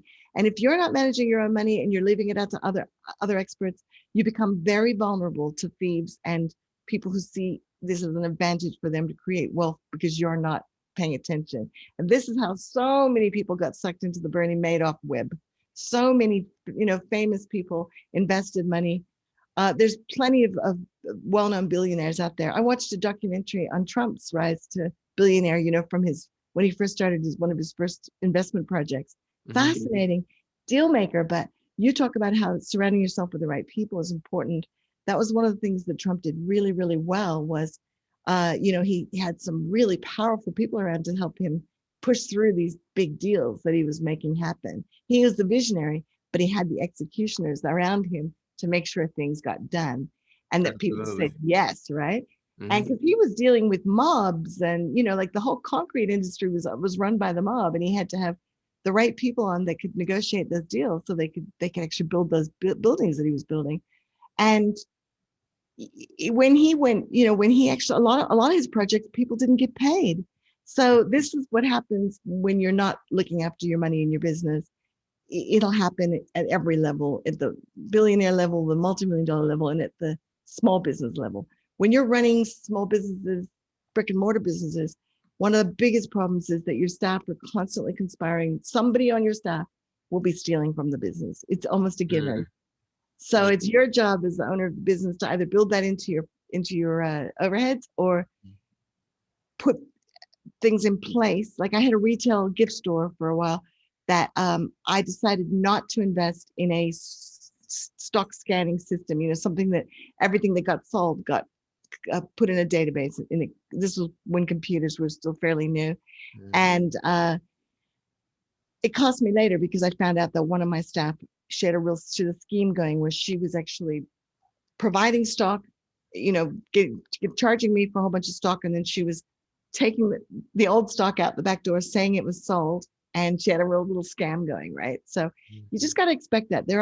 There's an element of greed. And when people think you're making a lot of money in your business, there's always those people, it's just human nature, that are going to say, well, you don't need it as much as I do. It's just part of the human psyche, is like, oh, well, I don't get it very much anymore. But when I first started teaching people how to build $1 million businesses, I had people come to me and say, you're a millionaire, you should give me this. Or, you should, I didn't do the work, but you should give me a refund because you're a millionaire. That victim mentality, right? Yeah. Absolutely. But, as an entrepreneur, if I hire you as a work for hire, and you're an independent contractor, you supposed to basically render the services to me for what I'm hiring you for. I could be hiring you to be a content creator. I could be hiring you to be a copywriter for my blog or my website. But I'm expecting you to do the work in a short amount of period of time, because there's things I have to do, and it's products and services that I want to put on my website that are basically new products and services that I want my customers or my client base to see. So you have to meet, my certain timelines, because basically I'm paying you, so for the people that are actually have a skill set at that level, whatever they may do, they may build websites, they may build apps, they may, know how to increase your growth to the next level. If you want to go to the multi-millionaire level or the billionaire level, or you want to go to, 10 million in sales, people actually have to deliver on what you pay them for. And if you can't deliver on what I pay you for and I have you under contract, then that's a binding contract that you have to fulfill. So I think that entrepreneurs and business owners, they need to really have a grasp on, why are you hiring me? And if you have a successful track record and you have testimonials and things of that nature in regards to, the work you can do, then once I put you in the contract, I expect for you to deliver those products and services to my business, because this is what I'm hiring you for. This is a business relationship. Hopefully it can lead to a long-term friendship, and I can actually recommend other entrepreneurs that's in my network about the work that you do, because I can vouch for you because I know the work that you render to me. Cydney, can you explain to the audience in layman's terms, what is the best advice that you have ever received? I think the best advice, goodness, there's a few things that come to mind, but like one of the things that I like to remind myself is that success is not a destination, it's a journey. And there's going to be ups and downs. And in my life, I've had these incredible experiences. When I was a kid, I worked in the movie industry. My dad had a company working in the movie industry, so he put me to work as a voice actor from a very young age. So I hung out with successful adults, from a young age who were workaholics. They were running, they had careers, and they also had this side hustle where they were working as extras and actors, right? Mm-hmm. And I then started my first business in high school, and my dad had a friend who ran a TV production house, so he got me a summer job making TV commercials. And I think they thought I was just going to be like a general, they said, yeah, I could come and work there, do some filing, whatever, and get the coffees. But I figured out within the first few days that they had a problem with the agency they were using to get models for their TV commercial. Quite often the models weren't showing up. They weren't showing up professionally. And I thought, I have all these friends on school vacation who would love to be in TV commercials. So I said to the guy, would you mind? And it's that whole thing of seeing problems and thinking of solutions, right? And Right. so I said to the CEO, who ended up becoming, Robert Chua was his name, and he ended up running a massive TV network in China. Later on, this was in Hong Kong. I grew up in Hong Kong. So um, I said to him, I have all these friends. How about if I set up like a modeling agency in-house, get them to come in? Can you lend me a photographer? We'll take some pictures and we'll set them up as models. So he was like, I love it. So within a month, I had all of these kids set up on a portfolio that we could show the clients. And I ended up doing TV commercials. My brother did, a whole bunch of my friends. And great for me, I became super popular at school. And also, I was the Pepsi girl because I was in a Pepsi commercial, which was on all the time. And then he wanted to keep me. He didn't want me to go back to school. He wanted me to stay.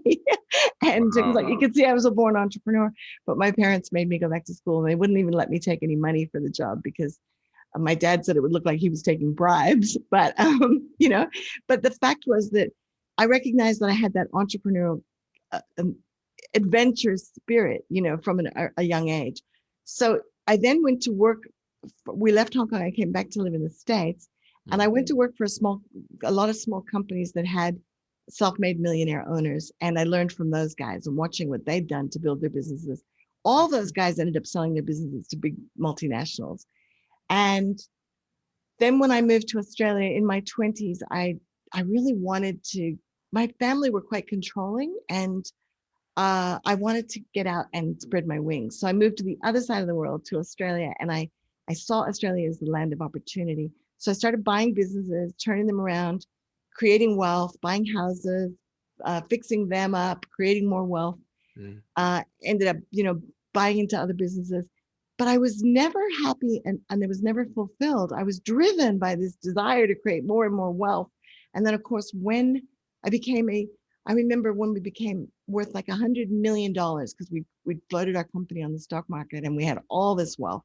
And I was driving in my new convertible with my beautiful children in the car with me. And a lady on the street looked at me and out of her car and said, I wish I was you. And I thought, why aren't I happy? I'm still not happy. Like, I still don't feel fulfilled because I was so driven by my ambition and desire for wealth that I was never taking time to enjoy it, and celebrate how far I'd come. So my advice is that it doesn't matter how much wealth you create or how much drama you have in your life. If you don't stop to do what you do every day, and what I now do every day, which is every day when I wake up, I mean, I've had cancer. I'm an advanced cancer survivor, right? Literally, when I was going through my cancer treatments, there was a day early on where they had me in an MRI machine, and they were having problems with machines. I was in there by myself, very quiet. And I heard a voice. I don't know if it was the voice of God, but I heard a voice say to me, all right, girl, I gave you warning. He literally sent me a guardian angel to tell me to go and have a mammogram. Otherwise, I would have never caught that cancer in time. But, I gave you warning. I gave you the best doctors. I gave you the best treatment. What happened to all those dreams you had? You have a mission. You have a purpose to fulfill. It's up to you, girl. And I was like, okay. And Now, when you went through cancer, did you go through chemotherapy? Again, so lucky. My doctors offered me a test that I have never met anyone. It's out there, but most people I meet have never been offered this test. So they recommended chemotherapy because I had the kind that sends it runners out through your body. And they found some runners in my lymph nodes, which means that it could be spreading over your whole body. Mm-hmm. So they said we should probably put you through chemotherapy. But my oncologist said to me, well, there is a test that you can pay $5,000 to have, because at the time insurance and the government didn't cover it. And I was lucky I was in Australia, where cancer is, we have a great medical system in Australia, and it was all I had great care, the top of the line. Mm. And but this particular test wasn't covered. I had to pay for it, and they said it's $5,000, and they'll analyze your tumor, sliver of your tumor against 100,000 other tumors, and it'll tell you statistically whether chemotherapy is going to do you more harm or good. Because sometimes chemotherapy is worse than the cancer, right? And absolutely. Yeah, so I said away. I know they have chemotherapy where you don't have to take actually the radiation. You can take the other form of chemo. Well, I had the radiation. I ended up having so what had happened, they gave me the option of having a full mastectomy, like having the breast removed, or I could have what's called a lumpectomy, where they just remove the tumor and the radiation treatments and the chemotherapy. Mm. So I paid the $5,000, and I remember at the time my business partner was actually stealing all the money out of our business. I didn't find that out until later, but wow, at the time I wasn't getting paid, and I had all my money invested in real estate, and I was actually stressing about that $5,000. And on the way home, I was thinking, I gotta find that 5,000. I put it on my credit card, but I was like, I gotta find that 5,000. How am I gonna find that 5,000? And do you know, when I got home, there was an email in my inbox from my domain register saying, somebody has offered $5,000 for one of your URLs, one of your domain names. And I wrote back and I went, if I say yes, is that a binding contract? And they said, yes, it is. And I went, done. So how cool is that? 3 days later, I had the $5,000 in my bank account. And that was God. That's manifesting, right? And right. Hand to God. Anyway, then I decided to keep myself busy while I was waiting for the test results. But they said to me, before you start chemotherapy, you need to get everything else done. So I'd been putting off I had a problem with my nose from breaking it when I was a kid. So I had nose surgery. Turned out I had cataracts because I was getting all my fitness checks, and had 2 cataracts, the 2 eyes done. So 2 eye surgeries, the nose surgery. I had an ulcer. I had that fixed. So I had like 5 surgeries in the period of a few months, because everything had to be done before the, dental work, anything that's invasive, they want you to do before you start chemotherapy. Mm-hmm. And it was a very intense period. And I decided to renovate and sell my house. So I went in and really got into the renovating, decided the only thing that I could have some control over was losing weight. I'd gotten really overweight. So I lost about 70 pounds by keeping myself super active and cutting back on my eating. And that was good. Yeah. And this will not surprise you, but the way I keep my weight down is by talking all through my meal to eat slowly. So people laugh at me. They're like, you haven't eaten anything. And I'm like, that's my secret. I just yak. Anyway, I have a bite, have a yak, and then I go back to it, have another bite. Because I think we all just eat too much, really, And anyway, so when the test results came back, it did take a few weeks, and the test is called the Oncotype DX, if anybody's wondering. And there's other tests like it.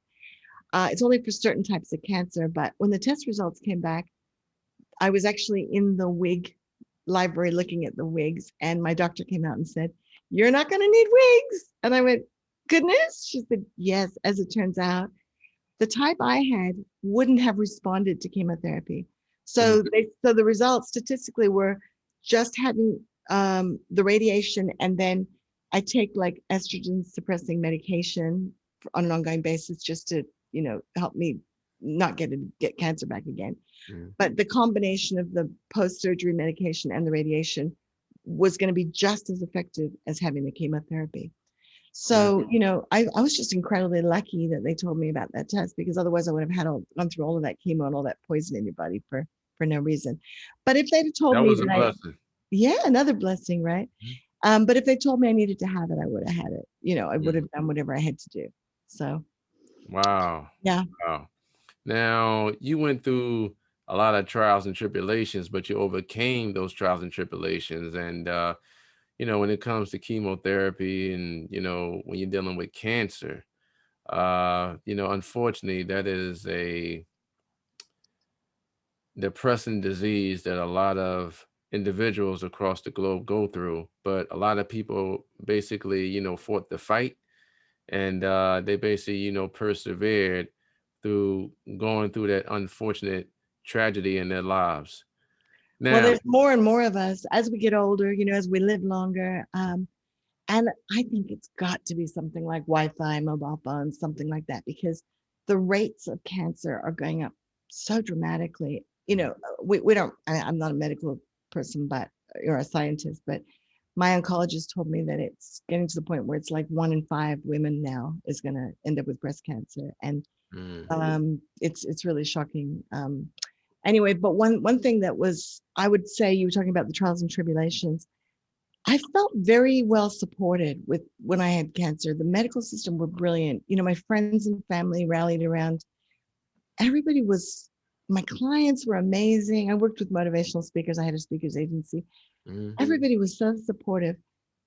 What was devastating, the worst thing I've ever been through, was finding out that my business partner and best friend had actually been defrauding the business and stealing all the money. I just caught her. Again, hand to God, I lucked out, right? I worked while I was going through my cancer treatments, but I had to log into her email for something. And I found all these emails from people saying that they'd made a payment. And I realized she had a different bank account that she was using on our invoices. So she had wow. quite a sophisticated fraud scheme going on. And, Did you and ever I, under contract? uh, not, here's the issue. We had contracts. We had, we ran a corporation. We were, owners of the corporation and everything. But Mm, I went to lawyer after lawyer, and they all said, does she own a house? And I said, no. And they said, here's the thing. We can prosecute this. It could cost anything. It could cost hundreds of thousands of dollars. mm, She's going to say she doesn't have the money, and we can't make her produce it because we have nothing to attach. Right. mm, So there's such a thing as commercial viability of pursuing contracts. Right. mhm. And so I just had to move on. They all said, look, you've just had cancer. You've just been through a year's worth of treatments and operations, and going through a lawsuit would be really toxic in your life right now. It's very negative energy, very draining. You have to prepare all kinds of evidence. Like, she ended up putting the business into liquidation, and I had to prepare so much evidence for that. Never got back a dime from the liquidators. Wow. And I just thought, it was really hard because of the betrayal of my best friend, Mhm. that somebody could be so evil that they could actually be stealing all your money while you're going through cancer. Like, it's just unthinkable, that some people are just so evil. But for me, it was worse than my divorce. Like, I just, the separation, I'd been working with her side by side for years. We built something really wonderful. We built a wonderful business. And just the being able to trust people again, that's what's really hard when you go through something like that, is having to believe in people. Just be more discerning about who you get into business with. Be more discerning about who you have in your life, right? Absolutely. But now, what is she doing now in her life? I don't know. She launched a company almost exactly like ours as soon as she completed the liquidation. And some of the clients contacted me and said, that's illegal. I was like, I know it's called Phoenix training, which means you put a company into liquidation, get rid of all your debts, and then you start a new one, like a phoenix rising from the ashes. But I said, if you want to help me, I only have my evidence. I need some clients to come in to show that they were defrauded. And most people they just didn't want to be bothered. They were willing to let their money go. And I said, well, look, if you want to pursue it, then we can do it together. But on my own, I don't have enough to pursue. So, unfortunately, there are people like that, and you wish that karma would get them, but they have this annoying knack, these scammers, of just doing it over and over and never getting caught. It's really frustrating, really annoying, Well, but that's well, life. what pretty much happened in that, situation is, she just played off of what you was currently going through, and if she was a real true friend, she would have helped you keep building the business and, given you the money that was actually earned. And she still could have just, basically stayed in her position inside of the company where she was trustworthy. And unfortunately, when people show you a different side to them, then unfortunately that trust becomes distrust. And you know, when it comes to, you connecting with like-minded individuals, y'all have to be on the same page and on the same mission. Yeah. And you can have people under contracts, they can sign NDAs, non-disclosure agreements, where I make an introduction to you and you can circumvent me, where you can actually do business without me. I mean, it's just so many parameters, so And to speak, in business. pursuing breaches of contract, again, you got to look at the commercial viability. Mhm. Usually I use contracts now just to make sure somebody is trustworthy, because if they're not willing to sign a contract or a non-disclosure agreement or a non-compete, that's Mhm. a big red flag that they're probably not going to make a good partner, right? Or they're not going to make a good Absolutely. associate. So Absolutely. usually I just use all of those documents just as a first test, right? So um, that's my we're learning from all of that. And I like to believe that we're just here to learn lessons and grow and get better at what we do. And my lessons from all of that was, there are people out there. The world is absolutely full of sociopaths and psychopaths. A lot of people in leadership are sociopaths and psychopaths. A lot of people in sales, a lot of people in speaking, a lot of people in training. It attracts people like that. So we can only protect ourselves by setting up small tests, seeing if they perform those tests, and looking for all the red flags. So later, when I was kind of going through my recovery from all of that betrayal and the separation and losing all the money and having to move on and start over, I realized that there were red flags. There were red flags all along that I chose not to see, because I'm this bubbly optimist who doesn't want to see the bad in people. And so one thing I've really learned is, I tend to be a rescuer. There's lots of us that are who do this kind of work because we want to rescue others. We want to, it's not fulfilling to be wealthy on our own. We want to bring everyone with us. We want to have a party. We want to Mhm. bring people on the journey, create a community, have an awesome, empowered wealth community that's doing good in the world, making the world a better place. My Mhm. personal mission is to heal the world by mobilizing an army of good, right? Mhm. And so what ends up happening with that is that you meet somebody who's got financial trouble and you think, I can fix that. But in my experience, you don't want to partner with somebody who's already got financial problems, because usually in my experience, you can't fix what's wrong in their life. They'll just create problems in yours. Mm. So, their financial problems generally won't go away. They'll become your financial problems. That's been my experience. So yes, you can take clients on that are motivated and want to turn their lives around. But if you're going to partner with people, you want to partner with people who have a success mindset, who have a track record of success, because that gives you a massive head start. And it's a big flag. It's a green flag. It's like, this person has everything they've done. They've been successful. If they've had hardship and they've had to, something bad happen, how did they react to that? Did they bounce back? Did they start over and have another success? Or did they fall into victimhood and start looking to other people to solve their problems, right? Absolutely. Well, life lessons are blessings. Yes. And in order to attract great leaders, you must decide that you want to become a great leader, because most leaders are readers. And, you know, it's just unfortunate for that incident that occurred in your life. But you know what? That was by design. And the only thing God really revealed to you is how real that your friend really was to you. So I wouldn't even And really like, she told me right from the beginning that her lifestyle with her husband, that she had to make $50,000 a month to keep up with her husband's expenses. That was a big red flag that I chose not to see. mhm, So when she couldn't earn 50,000 a month, which is a lot when you've got a new business, mhm, when she couldn't earn it, she decided to find another way, because in her world it was justified. I didn't need it. I was a millionaire.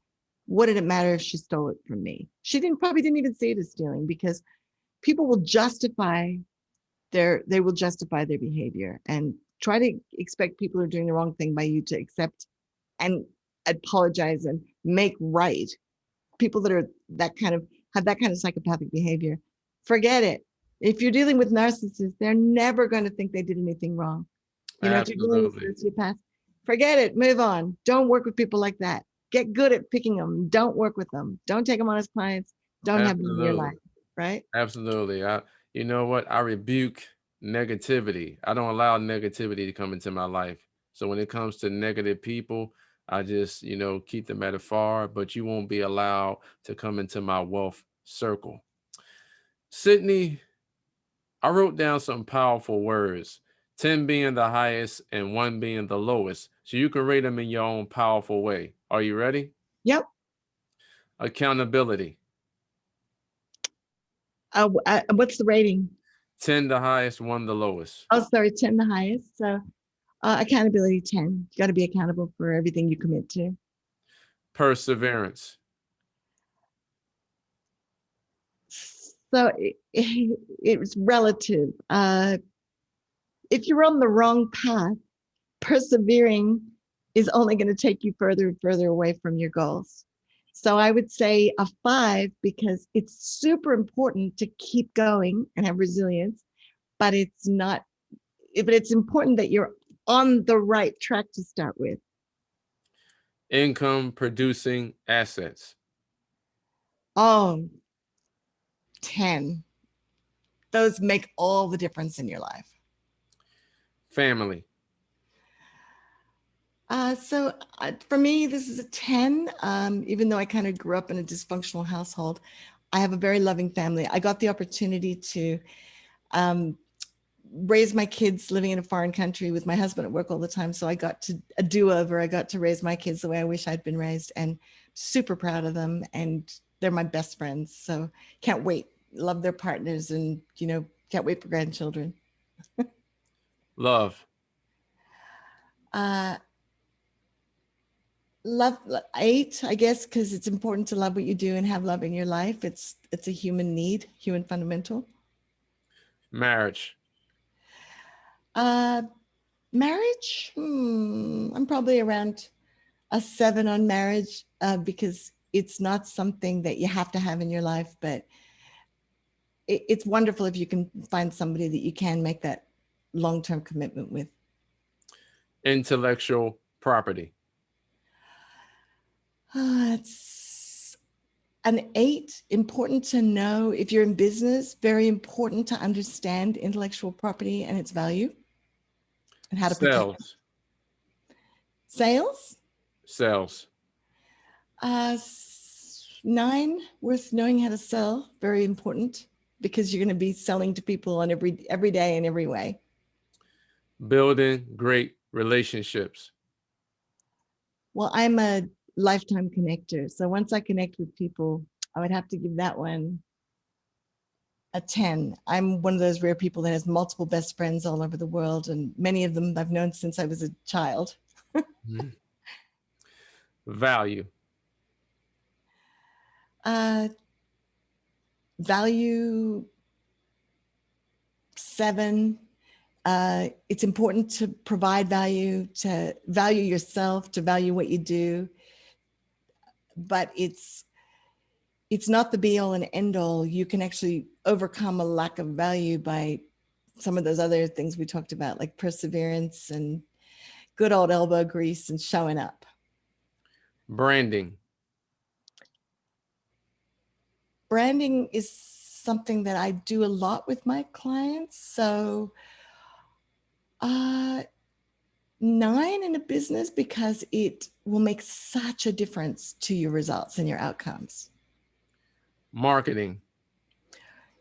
Again, marketing, one of my passions. So 8, I believe it's an absolute business fundamental, and quite often marketers make the best CEOs.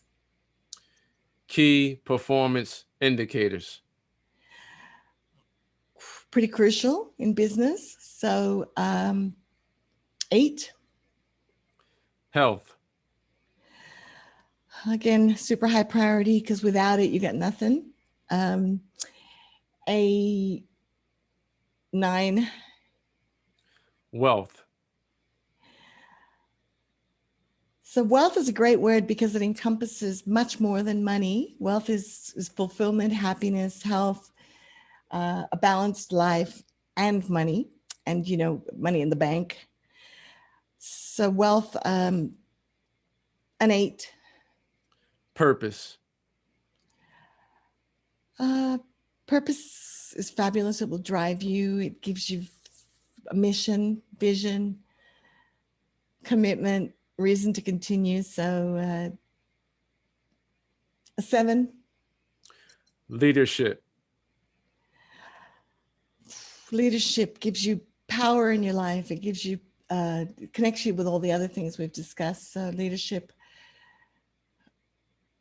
an 8 for people like you and I, maybe not for everyone, but definitely for people who want to have control and power in their life.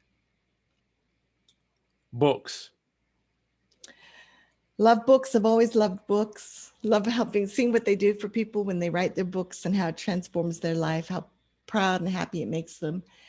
Do you need a book?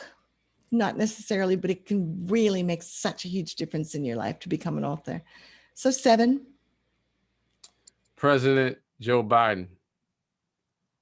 I'm on the fence about Joe Biden. 6. Former President Donald Trump. Impressed with him as a businessman, actually quite impressed with what he achieved while he was in government. So personality-wise, not so warm and friendly. Again, a 6. Politics. Something I try to stay out of. I don't have a lot of respect for most of the politicians that we have at the moment. So again, 6, but we need leaders. Socialism. Well, I've been living in a country that's fairly socialist for the last 30 years. It has its pros and cons, but I'm a natural capitalist. So I just think we've found by history that it just doesn't really work as a government. So 5. Capitalism. Well, I love capitalism. I'm a big fan of capitalism. So 8. Integrity. Integrity is super important, but it's one of those funny things that people have different interpretations. A lot of the people that say integrity is one of their highest values, you find they don't act like integrity is a high value. It's one of those words that has a very large range of meanings to different people. So to me, integrity is a 10, because I believe that a good conscience is the softest pillar. Respect. It's important that people respect each other. Super important. So 8. Scalability. Scalability. The older I get, the more important that is. 9. Freedom. That's a 10 for me. Freedom's super important. Wisdom. Oh gosh, wisdom. 8, something that we're always striving for. Honor. Another 8. Honesty. Oh, honesty is it's an 8. I prefer to tell the truth, even though people tell me I'm too open and honest and talk too much about uh, mistakes that are made. But I think we have to be authentic, and we have to talk about both sides of the coin. Exclusivity. Exclusivity uh, in business or relationships, or just across the board. Across the board. So I'm a big fan of collaboration. So I'd maybe give that one a 6. Connection. A 9. That's a human fundamental. Mm. All right, that was good. That was real good, Cydney. Can you explain to the audience exactly where they can find you? Sure. So I have free trainings at my millionairesacademy.com. I interview millionaires, and you can listen to the engaging conversations we have where I punch them with the hard questions. So what's working for you? What should other people be doing? What's your advice for the future? So that's over at millionairesacademy.com. I have a podcast, How to Be a Millionaire, and that's on all the major podcast channels. And if you're interested in getting help writing your books or turning your expertise into training programs, my other brand is celebrityexperts.com. To everyone that's listening and watching right now, I highly recommend get involved with the phenomenal, the beautiful Cydney O'Sullivan. Cydney, let's have a conversation about the true definition of entrepreneurship. Now, the word entrepreneur means entreprendre, and it was a Latin word, and it was invented in the 15th century in France. And a gentleman by the name of John Baptist, he invented the word, and over 300 years later, that word still exists, which is entrepreneur. So entre means between, and ponder means to take. So it means to take lower productivity and increase it to higher productivity. Can you explain to the audience, how are you increasing your productivity in your current businesses? That's really interesting. Thanks for explaining where entrepreneur came from. Well, you're welcome. I think that example I told you about how I went to work in the production house, saw they had a problem with their models, which they couldn't make their TV ads without the actors, right? So I saw that there was a problem, and I looked for a solution to provide, to add value. And that's where I always focus. So whenever I work with a new client, I say to them, what is the goal? And I say, the sky's the limit. There's no limit to what your goals can be. You want to be a billionaire, I'll do my best to help you get there. But we got to make sure we have the right vehicle, that you can provide the right value to so that you can be a great entrepreneur to others. So to give you some examples, I had one client signed up, and he said, my goal is to raise $3 million to build a special school for kids with addictions. And I said, great goal. And there's so many kids with addictions right now. It's becoming a huge pandemic in its own right, with people getting addicted to screen time and porn and gaming and pot and you name it, social media, peer pressure, all these addictions, bulimia, anorexia, Anyway, so I said, great goal. What's your plan to get there? And he said, I want to write some books on how to have a happy life. And I said, yeah, then you kind of realistically, you're going up against a lot of free content that's already out there, being provided by some of the top experts in the world already. So, we can get on YouTube, we can get on TED, we can watch Tony Robbins, Louise Hay, Deepak Chopra. There's so much advice out there on how to live a happier life for free. I said, can I give you some advice? If you're passionate about helping the kids with addictions, that is a multi-million-dollar business. That is easily a multi-million-dollar business, because that is a problem that parents are willing to pay anything to solve.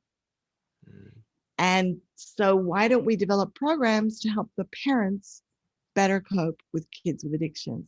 So a lot of the time it's about, again, identifying that problem in the market that you're uniquely qualified to solve, and then honing in for the one that's going to help you achieve your goals. So if he really didn't want to work with kids with addictions, then that wouldn't have been viable to him. It wouldn't have been a good fit for him. But since that was his passion, was to create this educational environment for the kids that weren't fitting into the mainstream schools, it Mm, it fit his goals, but it also fit his financial objectives, which was to raise all this money.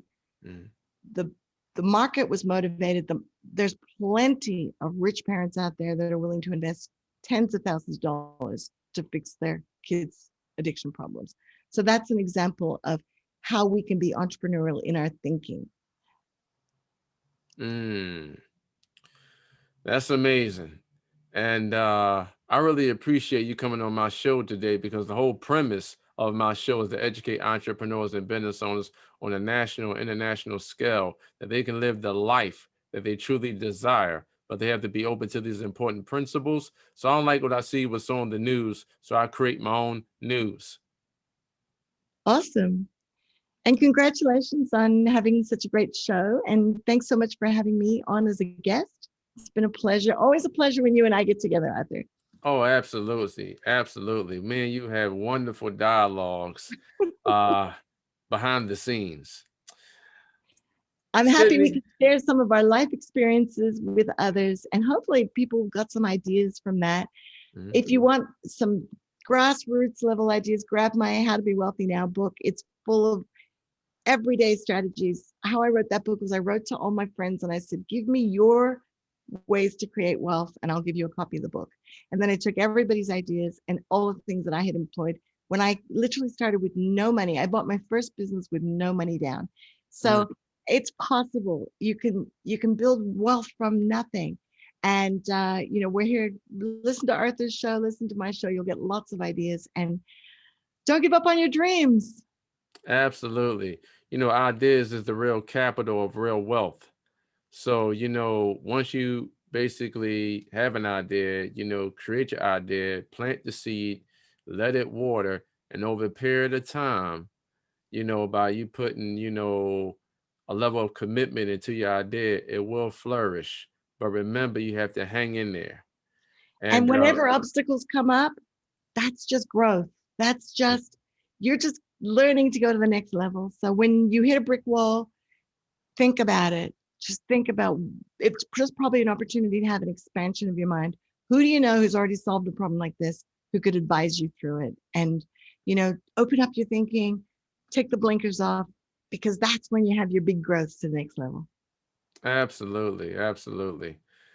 Now, I love reading, but for some people, unfortunately, reading is a lost art today. Can you explain to the audience in layman's terms, what books do you like to read and what books do you recommend for the audience to read? Well, I have a lot of clients putting out books. If they come and join my mailing list, every time we do a book launch, we usually do free or 99-cent giveaways when we're doing our initial launch to kick in the Amazon algorithms. Mhm, And so we have lots of books coming out on a regular basis. mhm, I'm a big fan. I've just completed a year learning Jack Canfield's success principles, becoming a consultant on Jack Canfield's. This is an awesome book, Success Principles. It's like 500 pages of just champion thinking, ways, things you can integrate. If you just did one a day, read one principle a day and decided to implement that into your life, you would see a transformation in your life for sure. So, uh, very, very proud of all my books. Other books, as I said, the one that I mentioned, I think I've got a copy of it here, but I think it's Martin S. Friedson is his name. How to Think Like a Billionaire. It's only available in the paperback. It came out about, I don't know, 15 years ago, but it's a great book to understand the psychology behind the people that don't only become, six-figure business owners, seven-figure business owners, but go on to become billionaires, which is a whole different mindset. Again, I love that book. I think it's called How to Be a Billionaire, How to Think Like a Billionaire, mhm. and that's a great book too. So there's so many. wonderful books out there. Think and Grow Rich, is a standard. It's a classic. Napoleon Hill. The Science of Getting Rich by Wallace Wattles. Yes. But right now I'm loving books by Russell Brunson. I'm reading my friend's book, Exit Rich. My friend, this just arrived in the mail. Michelle Seiler Tucker. She's an expert on selling businesses. I was recommending that you have her on your show because I just did a show with her and it was a really lively interview. She's really smart when it comes to businesses. So that's the other thing I find that a lot of people don't think about is before you even start your business, you should be thinking about what's your exit strategy. So how are you going to name it? Is it going to have your name on it? Because that becomes complicated later if you grow quite big and you want to sell it because it's now got your name on it. Right. Or do you put, so there's all these considerations. What's your big game plan? Are you going to be licensing your technology and intellectual property to others and growing it that way? Are you going to be building a brand which is saleable later, or you can merge with someone else? What's your exit strategy? And building all of that in place, making sure things are automated, making sure that you're not an employee in the business that becomes an integral part of the business when you want to sell it later. So another thing to think about when you're creating your wealth is how are you going to cash out? So for entrepreneurs and business owners, it's good for them to basically hone in on, they want to basically build a business that they can sell. Well, maybe. I mean, some people want to build a business that they can run until they, forever, until they can't work anymore, and maybe pass on to their children. It just depends on your goals, what's important to you. As I mentioned, I'm not great at running businesses over the long term. I get bored. So works really well for me is starting things. And that's why I like working with clients, because I keep getting new projects. So, like I could just focus on creating my own wealth. But what I do now is if I start working with a client and I think they have a multi-million-dollar business that they're going to find it difficult to execute on their own, I'll offer them a partnership deal. I'll say, look, I'll take like 25% of the business, like an angel investor or a venture capitalist. Like, I'll help you. You can use my team, my marketing strategies, your expertise, your intellectual property. You own the intellectual property, but I'll take a share of the revenue. And that way I've got skin in the game. And for many of them, they love that option because it takes away a lot of their problems and allows them to be in their flow. Absolutely. And then those become income generating assets. That's an opportunity wealth seeker. And for people that want to actually join you, they see the value in that and they want to become a part of that. Cydney,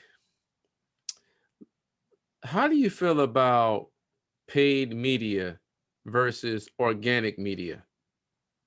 Well, I'm a big fan of paying for advertising because you have more control over your results. A lot of people are looking for free ways to promote, but those are becoming less and less effective as a lot of the like when social media first started becoming a huge thing, like Facebook and Instagram, and now it's TikTok and Clubhouse. People were jumping on and you could get a lot of attention for free, organically, we call it. You can still get great attention from the mainstream media for free by being strategic, coming up with compelling. I'm actually working on that at the moment. I've been working on articles that are going to be engaging to the media, and I do it with my clients a lot. So, for instance, my client Danielle, she's an ex-Olympic athlete and world championship synchronized swimmer, and we wanted to build her speaking business. So we focused for her on talking about how people might not make it to the Olympics, but what she knows about setting and achieving goals is transferable to everyone's life, about overcoming your limiting beliefs, about loving yourself, caring for yourself, setting amazing, huge goals and achieving them, and enjoying life every day and being a champion of life. So we crafted stories for the media around that were relevant to everyone. And her book is awesome. It's become the foundation for her training programs. And she's now a success and life coach and helps people find their passions and live into them.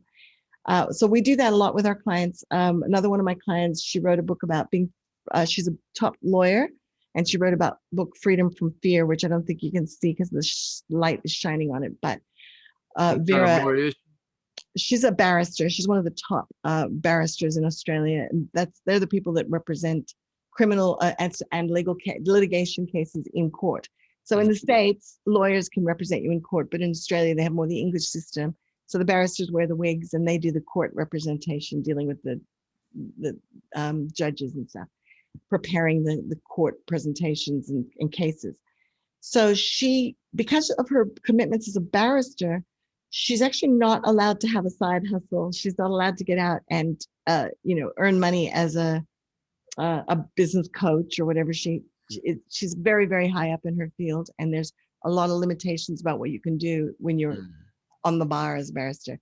But what she does is the media angles that we came up with for her were, for instance, she talks about being free from fear, and that a lot of the time fear is actually it's imagining something that's never going to happen and making it real, right? So and so she wrote this book about it, and she now mentors at universities and like conferences to help young women, particularly rising up in the legal field, to be more empowered and have a mentor, which is really cool. But had she not had restrictions about what she could do in the media, we talked about engaging her in a lot of the conversations around the Me Too movement, Black Lives Matter, all these things that are current in the media right now. In Australia, they've been having a huge scandal, big sex scandal, and that's involving the highest levels of government. So that could have gotten her a lot of media interviews, because she's talking about women stepping into their power and the misogynistic society that we still have in a lot of corporations. And there's still very few women in true CEO and leadership positions comparative to men. So those are the kind of things, if you can engage in the current media stories, and there's plenty of them around, then you can quite often get, and if you get really serious about it, you can get a lot of media. Now, do we all have time to be chasing media? It's not really worth it unless you have a monetization. In my opinion, if you have a monetization strategy, she's going to give you a great example of where this really works. Is for me, what I like to do is I like to run paid ads to give away my books or sell my books. And then once people give me their email address and their contact information, if they're buying, right, then we have ways to contact them. We can text message them, we can email them. We start building a relationship with them. We fill our events with them. We turn them into clients. We run online events and we run live events. And over time, we end up with lots and lots of clients from that system, and it's fairly predictable. Right now, sorry, I'm just gonna take a drink. Right now, Facebook ads a little bit tricky, so they have held us and a lot of other people up. But this is why it's also good to know how to do YouTube ads and Google ads and LinkedIn marketing. So Instagram and TikTok, and there's lots of ways that you can advertise today. But a great example of where one of my clients used the media super effectively was my client, Julie. She's a real estate agent. She wrote a book about how she was doing something a little bit different. She was renting her holiday properties that she managed on Airbnb and creating a lot more income for her clients than the normal real estate agents were. And so she wrote a book called $1 Million Host, all about how she built this multi-million-dollar Airbnb hosting business. And we got the book to print really quickly. We got it all printed. She started sending it out to the local media. She got a cover of a magazine in the local real estate section and a big article. She got on the TV, the news channels wanted to come and talk to her about her book. Got her book in the local bookstores, ran book launches, got a lot of local businesses and property investors to come to her book launch. And because of all the media she was getting, all the local media, like getting in the local newspaper, getting on the local TV, and other magazines, she gave her book to and pitched editorial stories to like tourism magazines. There's a lot of different magazines that are always looking for content. And she ended up putting over $100,000 in new business in the first 2 weeks, because so many people were seeing how she could help them make more money from their investment properties or help them sell their properties. And because she had an agency that people could call as soon as they saw the article, she put hundreds of thousands into her business over the next couple of months, and then attracted the attention of a much bigger agency because of the media she was getting. And they saw what great things she was doing with her agency. So they ended up coming in and buying her agency. She became a multimillionaire and got a shareholding in the larger company. And she's now a consultant, and she's now using places like Clubhouse to build her consultancy business and promote her book on an ongoing basis. Wow. Your clients is actually doing amazing things with what they're passionate about. So they're basically taking a passion and turning it into phenomenal profits. Now, Cydney, you also invest in the stock market and in Bitcoin and cryptocurrency. For the entrepreneurs and business owners that are not active in those specific industries, how can they generate money in the stock market, and how can they generate money in the crypto space? Well, a lot of people are curious about how to get into the stock market and crypto. I certainly was.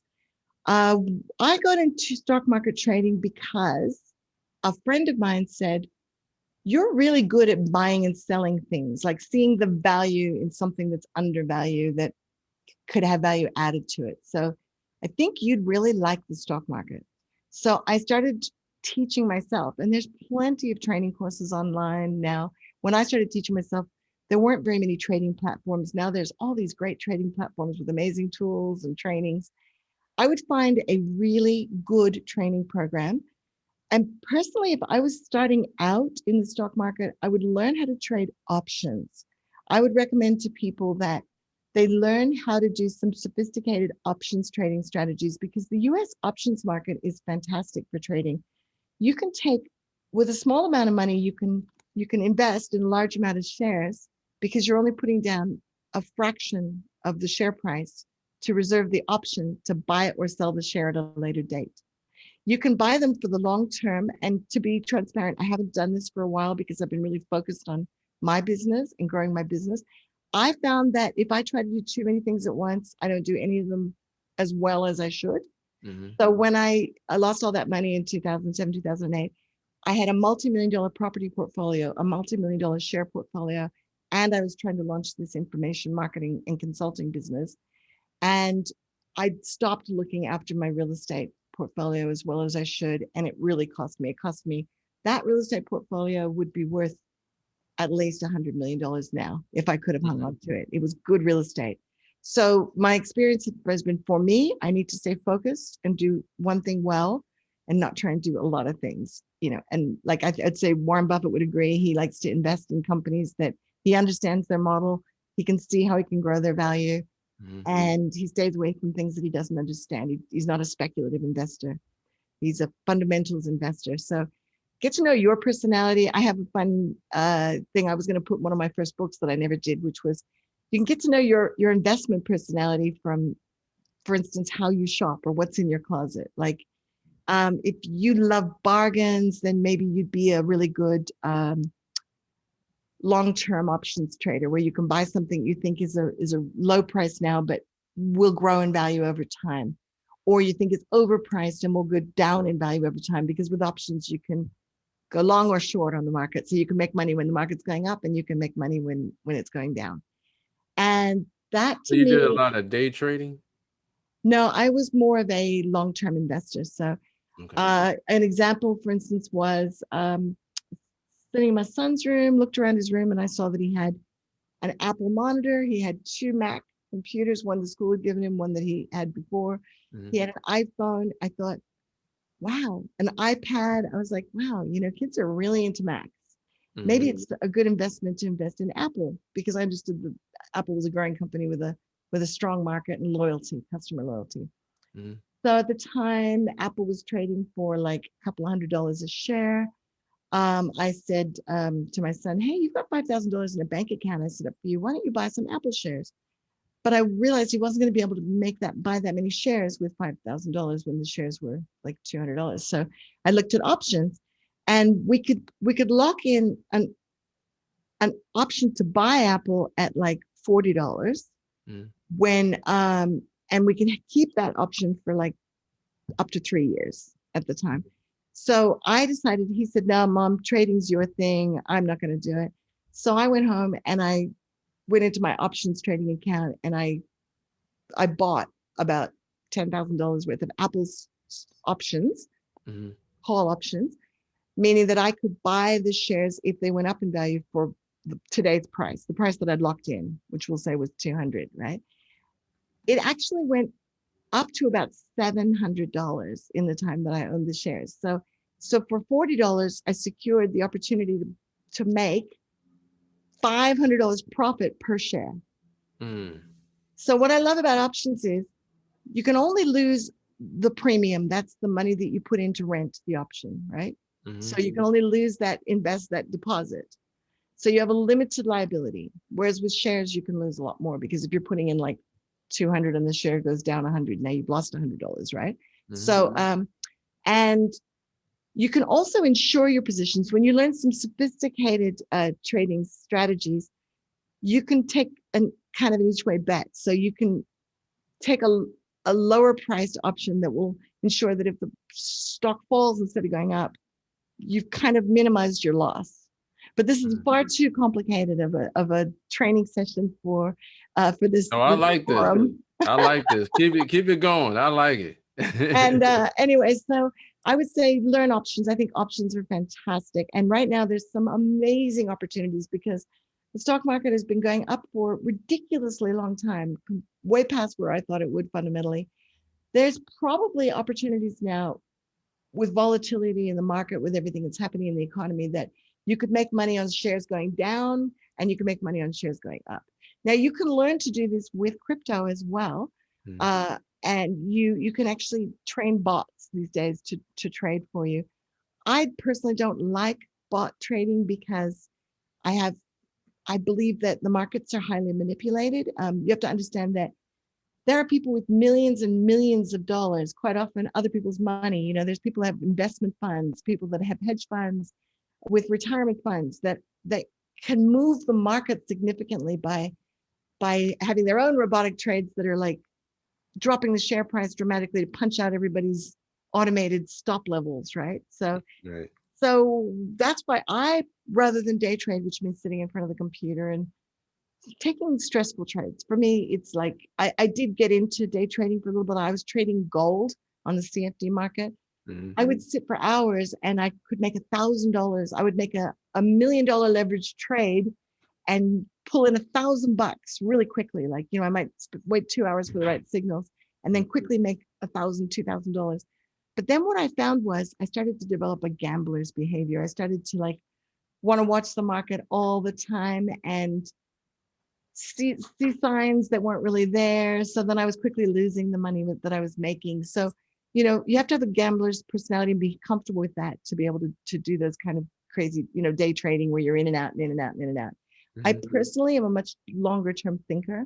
So I prefer to, what my system when I was making millions of dollars on the stock market was, I would I'd find lists of the best performing shares for the year, and I was trading mainly in Australia, so I didn't have as many to choose from. Here in the States, you've got hundreds and hundreds of shares to trade from, to choose from. But I would look at the top performing, say 200 shares in a year, and then I made up a spreadsheet and I would analyze that this was what the share price was 5 years ago. Do I understand this industry? Like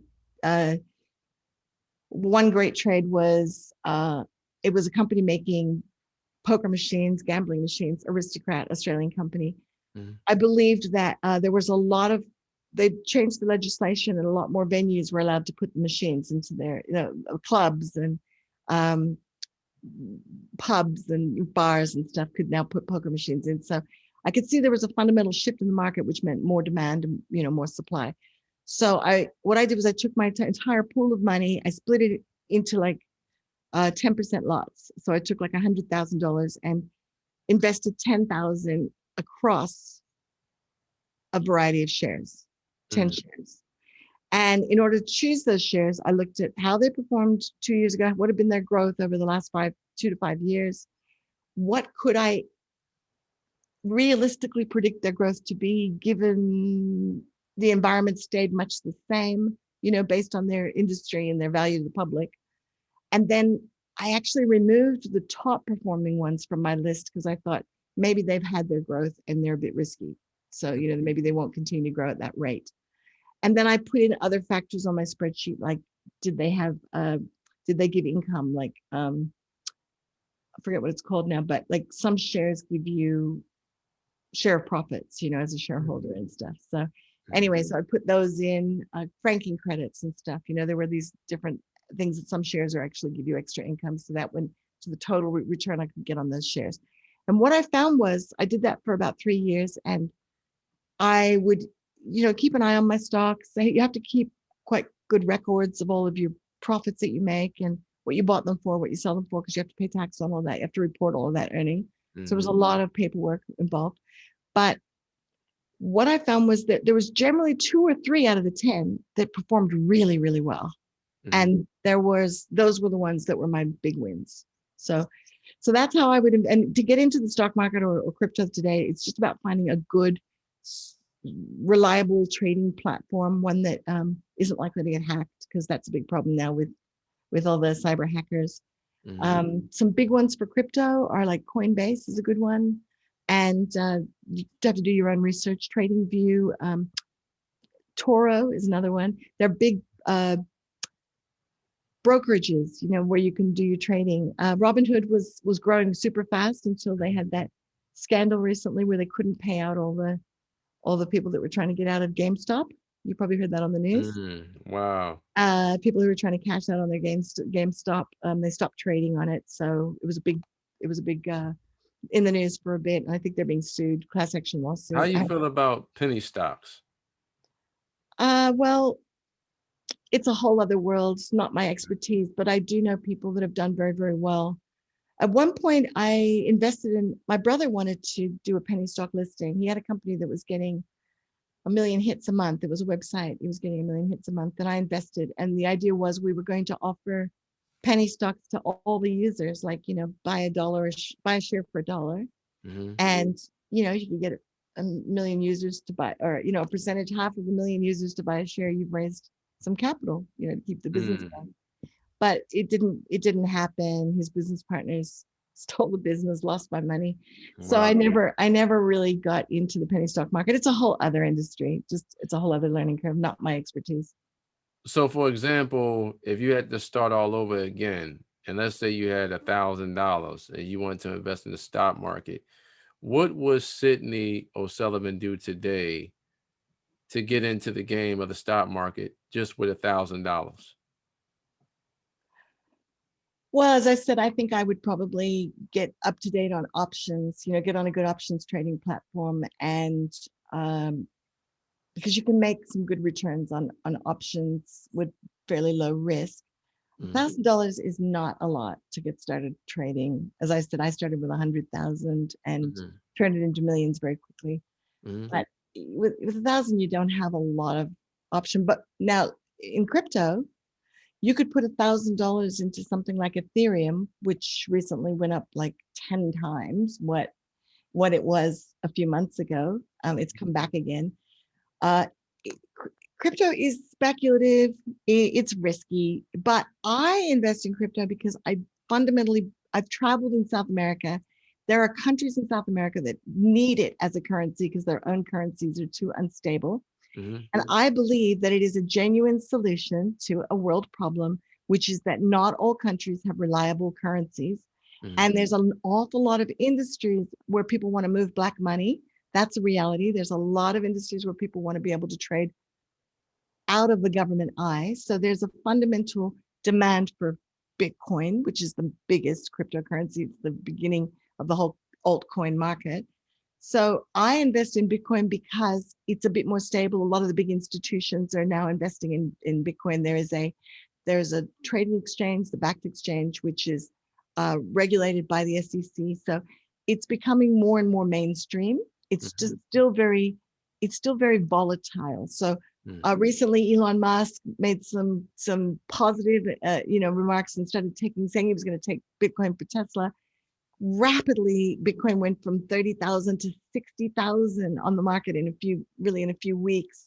months. And then he got some criticism from the environmentalists because Bitcoin is quite expensive. It takes up a lot of energy to mine. Mhm. So he turned his back on crypto and said, okay, we're not going to take Bitcoin for Tesla. And I'm now not a proponent because it's too environmentally destructive. Mhm. And that's only the news that I follow. There's also been a whole bunch of backlash from China that's been in the news. But essentially, from a little bit of bad news, the steam came out of the market and it dropped back down to 30,000 again and it's been kind of range trading around there. So if you believe that there is a genuine market for Bitcoin, I know a lot of people that are really believe that as it becomes more and more adopted by the mainstream, like you can now pay for a lot of services with Bitcoin, PayPal accepts Bitcoin, it's becoming another currency, another way for people to pay for things.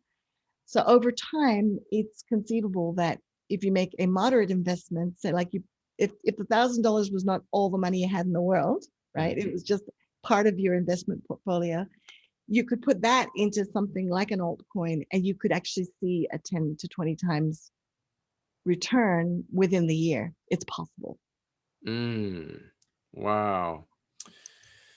Cydney, do you have any last pearls of wisdom for the audience? Uh, so if I was starting over again, I think two things. If I was a person who had desire and good health and wanted to, you know, recession proof my life and my family from what's happening in the world, there are a lot of businesses right now that are in a world of pain. There's some great opportunities to go and take over other people's businesses, potentially with no money down, you know, by finding other investors or by making them a, you know, I'll pay you out of future profits deal, or, you know, negotiating some kind of a deal. Mm-hmm. You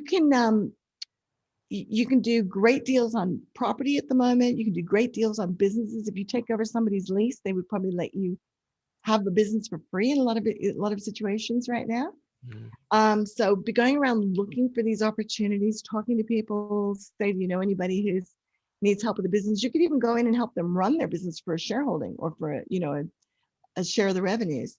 But again, you want to have contracts. You want to make sure you're dealing with the right kind of people. And so those are the kind of opportunities that I think are going to be fairly abundant at the moment.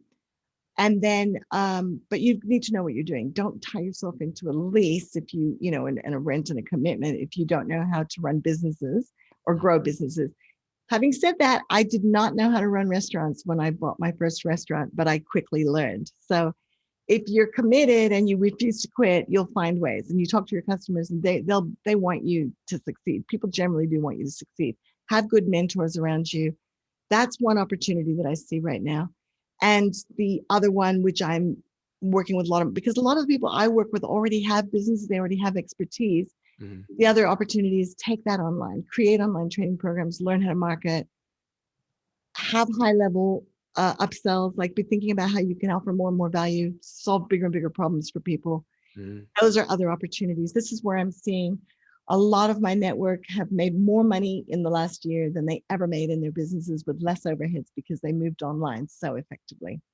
So those are opportunities that I see. Oh, and then one more thing, and that is look for businesses that are established that haven't adapted technology.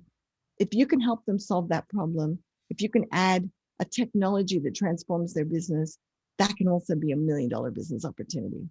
I agree with you. I tell entrepreneurs all the time, whatever business you decide to get into or you are already currently into, whether it's, commercial real estate, stocks, Bitcoin, cryptocurrency, whether it's, buying businesses, selling businesses, you in the habit of, you want to take your business and take it to the next level by taking it public. Whatever you decide to do in regards to the business industry, it's going to require commitment and a lot of work. There's no successful entrepreneur that I know that exists on this beautiful earth where they didn't have to put in the work. And then, later down the line, you will actually experience the fruits from your labor. I'd like to thank you, Cydney, once again for taking time And out. one more thing before we finish up, just to give you a real life example. You and I just created a mini training program off the cuff with no structure and no preparation, right? So Mhm. imagine if you and I got together and we decided to deliver 5 hours of quality training with a structure, with a beginning, a middle, and an end, like taking people on a journey, which I just did with another friend of mine. We created a program called Millionaire Profit Plan. Mhm. I created a 60-page manual in the course of an afternoon of things that I see most business owners not doing that would make all the difference in their business because they just think it's not important, but it's super important. Mhm. My friend and I got together. We invited, some of the people in my community. I sent some emails. We had some people come live for the training. We Mhm. created a training program. We can now sell that training program. I'm in the process of setting it up as an online training program. We can sell that program for, let's just say, $1,000. And Mhm. if we sell that to, we put it on some platforms and put some ads to it, we could, let's say we sold one of those every week of the year. Mhm. That's a $50,000 program that doesn't really take any more work because we created it once and now we can sell it over and over again. I already picked up two potential multi-million dollar clients out of that running that program. Mhm. And I'm going to help them create training programs. So imagine though, if it's being sold to somebody every week, if you and I created a training program, we sell it every week and we pick up just one client a month who wants us to mentor them and they decide they want us to mentor them at the $20,000 level, that's Mhm. another 20,000 income. So that's a real life example of how you can take something like a Zoom meeting and Mhm. turn it into a business. Absolutely. You're taking a Zoom meeting and turn it into a profit center. Now, Cydney, you actually educate entrepreneurs and business owners all over the world on how they can actually generate, high income as being a, you know, paid speaker. So, I always tell people you're not, just a professional speaker. You are a marketer who is marketing your speaking services. Now, for the entrepreneurs and business owners that actually speak on live stages and they have created information products, after they deliver their phenomenal speech, and let's say it's 200 to 300 people in the audience, and people still want to basically take them home with them, so to speak, whether it's a man or a woman that's speaking on this stage, when after the professional speaker delivered his or her powerful message, and then people are running to the back to their, product table, should entrepreneurs and business owners create a low tier product and a high tier product so that way they won't give the audience to do any type of cafeteria selling if they're creating a low tier product or a mid tier product or a high tier product? Do you recommend for them to create a low tier product or just a high tier product so that way, entrepreneurs cannot do a lot of pick and choosing if they have a whole lot of products to choose from? Well, they say a confused mind will never buy. So, you don't want to give them too many things that first of all, there's a whole skill to being a selling from stage speaker. You Mhm. want to give them enough to evoke to inspire and engage them, but Mhm. not teach them so much that they feel overwhelmed and that they've got enough to work on without buying your program, right? So, That's right. so there's a kind of like a skill in the way I do it is when I'm speaking from stage, and I generally prefer to run my own events where I have the opportunities to sell them different things during the course of the event. Mhm. And usually you're building up value. You might just, there's a lot of different ways to do it, but um,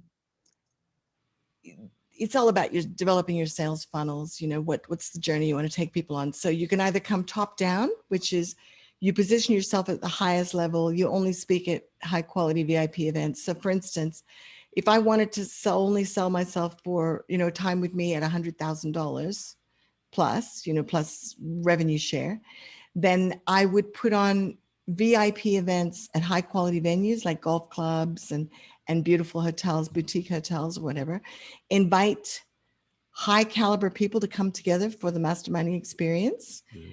Uh, might even choose to charge them to make sure that the event is all paid for and that I've only got serious people that are coming that are willing to pay, Mhm. but charge them a high ticket mastermind price to be there. And then you're looking for less clients of a higher caliber that you provide a higher level service to. So that's the kind of thing I prefer to do, is run my own events where I'm the main speaker and I've got more connection with the audience. But another model that you and I are both quite used to is where you are one of many speakers and everybody is making an offer, or there's a combined offer where they're all offering their programs together. And they have their market as well. So generally, the multi-speaker model is a really good fit for speakers who are not good at filling and running their own events. So if they prefer to just go to other people's events, show up, be a great speaker, hopefully make some sales, because generally the person who's running the event, who's filling the event, putting all the audience in, expects to get compensated for their time on stage, for the time on stage they give each speaker. So usually there's a share of revenue on sales negotiated. And that means that every speaker is responsible for creating some of the revenue from the event, or providing some great value, because, for instance, they might be a keynote speaker. There might be an anchor that helps fill the room because they're a crowd draw, right? And they might not be great at sales, but they bring the people. So, and they provide amazing value with their quality of their speeches. So then there's bottom up, which is where you're starting people off with a small commitment. And this is based on one of the principles in influence, the psychology, there's a book called Influence, the Psychology of Persuasion by Robert Cialdini. That's another awesome book. And it's been a bestseller for like over 25 years. And he has a new one now, which is fairly new, a couple of years old, maybe 5 years old, which takes it to another level. But there's a principle in there, which is the principle of, what's it? It's about commitment. So, it's consistency. So once people have made a commitment to invest with you, they're more likely to invest at a higher level and keep investing. It's, once you cross that border of trust to the point where that's the whole psychology around getting them to make a small commitment. So one of my friends runs 3-day events to teach people how to be more successful speakers. He'll offer his books at the back of the room for like $10 when they're normally a $30 book.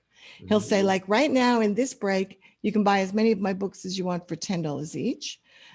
Maybe buy them and resell them or whatever, or if you want to get access to my information, it's all in the book. And what he's doing is he's getting them to make that small level of commitment. He's seeing who the buyers are. Does he have a group of buyers in his audience? Like, are they engaged? Is he engaging them enough? And so he's using it as a test to see. Now, online, we use it a little differently.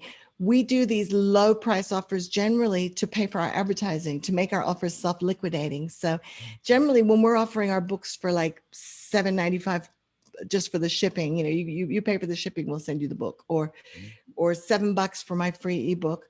That money is helping us to cover our costs on the printing of the book, or the paying for the advertising to get more people into the funnel. So there's a lot of different psychologies around your pricing. But if you're going to go with low price, bottom up, which is start with a low price, then add a higher price program, and then at a higher price, great, works. Lots of people do it. But you need to be a really good marketer. You need to have a lot of irresistible offers to get people to make that purchase each time. And you need to get people in there. The reason it works so well for McDonald's to have upsells is because they already have thousands of people coming through every day. So it makes sense, if you've already got lots of people coming to your website, coming to your podcast, coming to your sales pages, to make multiple offers, because it's guaranteed to get you. It's a numbers game. The more people you make the offers to, the more sales you'll make.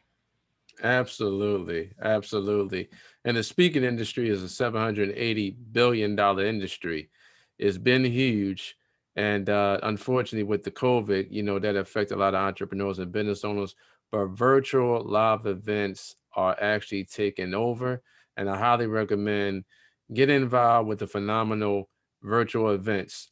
I'd like to thank you, Cydney O'Sullivan, You're one more welcome. time for taking time out your busy schedule to educate me and the audience worldwide about wealth building principles and how to build a 6 to a 7-figure business. I gladly appreciate it. You are a gift from God.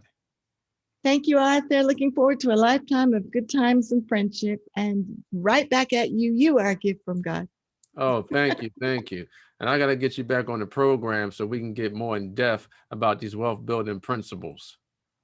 Sure, I'll come on with some case studies if you like, just showing people how this is working for my clients, how I've used these principles. But the one that I love, because it's a time-honored system, and this happens to be my area of expertise, is take something you're good at, turn it into a book, turn it into a training program, and start getting it in front of people and start building your community. So right now we're doing this in my business. It's costing us about $500 a week to run Facebook ads. We're getting an average right now. We're just set up the ad campaign, so it's in the learning phase. Mm.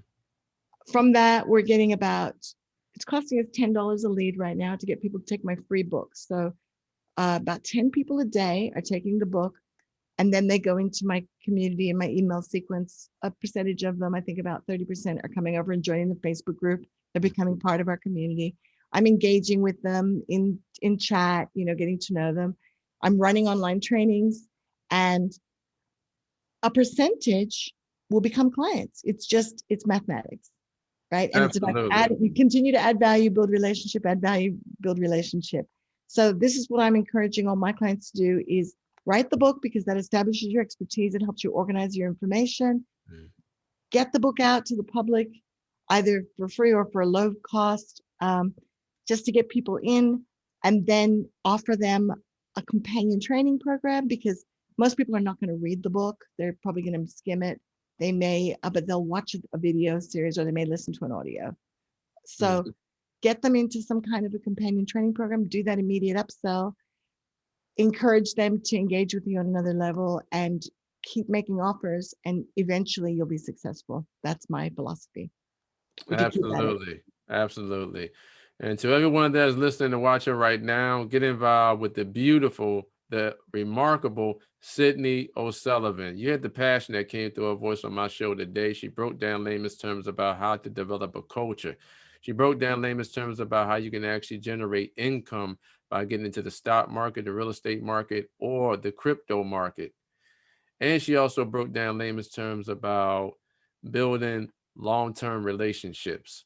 I highly recommend go to our website, millionairesacademy.com. She has incredible content that could take your mindset and your business to a whole nother level. Also, invest in her two phenomenal books, which I love the title, Your $1,000,000 Message, and another phenomenal book, which I love the title, How to Be Wealthy Now. Remember, in order to become wealthy, it all starts with having a wealthy mind. And once you have a wealthy mind, you will eventually shine. And look up Cydney O'Sullivan on Google. Just type in her name, Cydney O Sullivan, Sullivan, and she would just pop up on all the Google engines. And she has incredible content on YouTube and on her website as well. So to everyone that is listening and watching right now, remember that the strongest asset that each and every one of you have is your brain, and what you think about and what you take action on, that will become your reality, and your mentality creates your reality. May God bless each and every one of you, and bye for now. Thank you, Cydney. I really appreciate you conveying value to my platform. Bless, and thank you. And best of luck to everybody. And don't forget to subscribe to my YouTube channel, Arthur Robinson Jr. Have a pleasant day, everyone.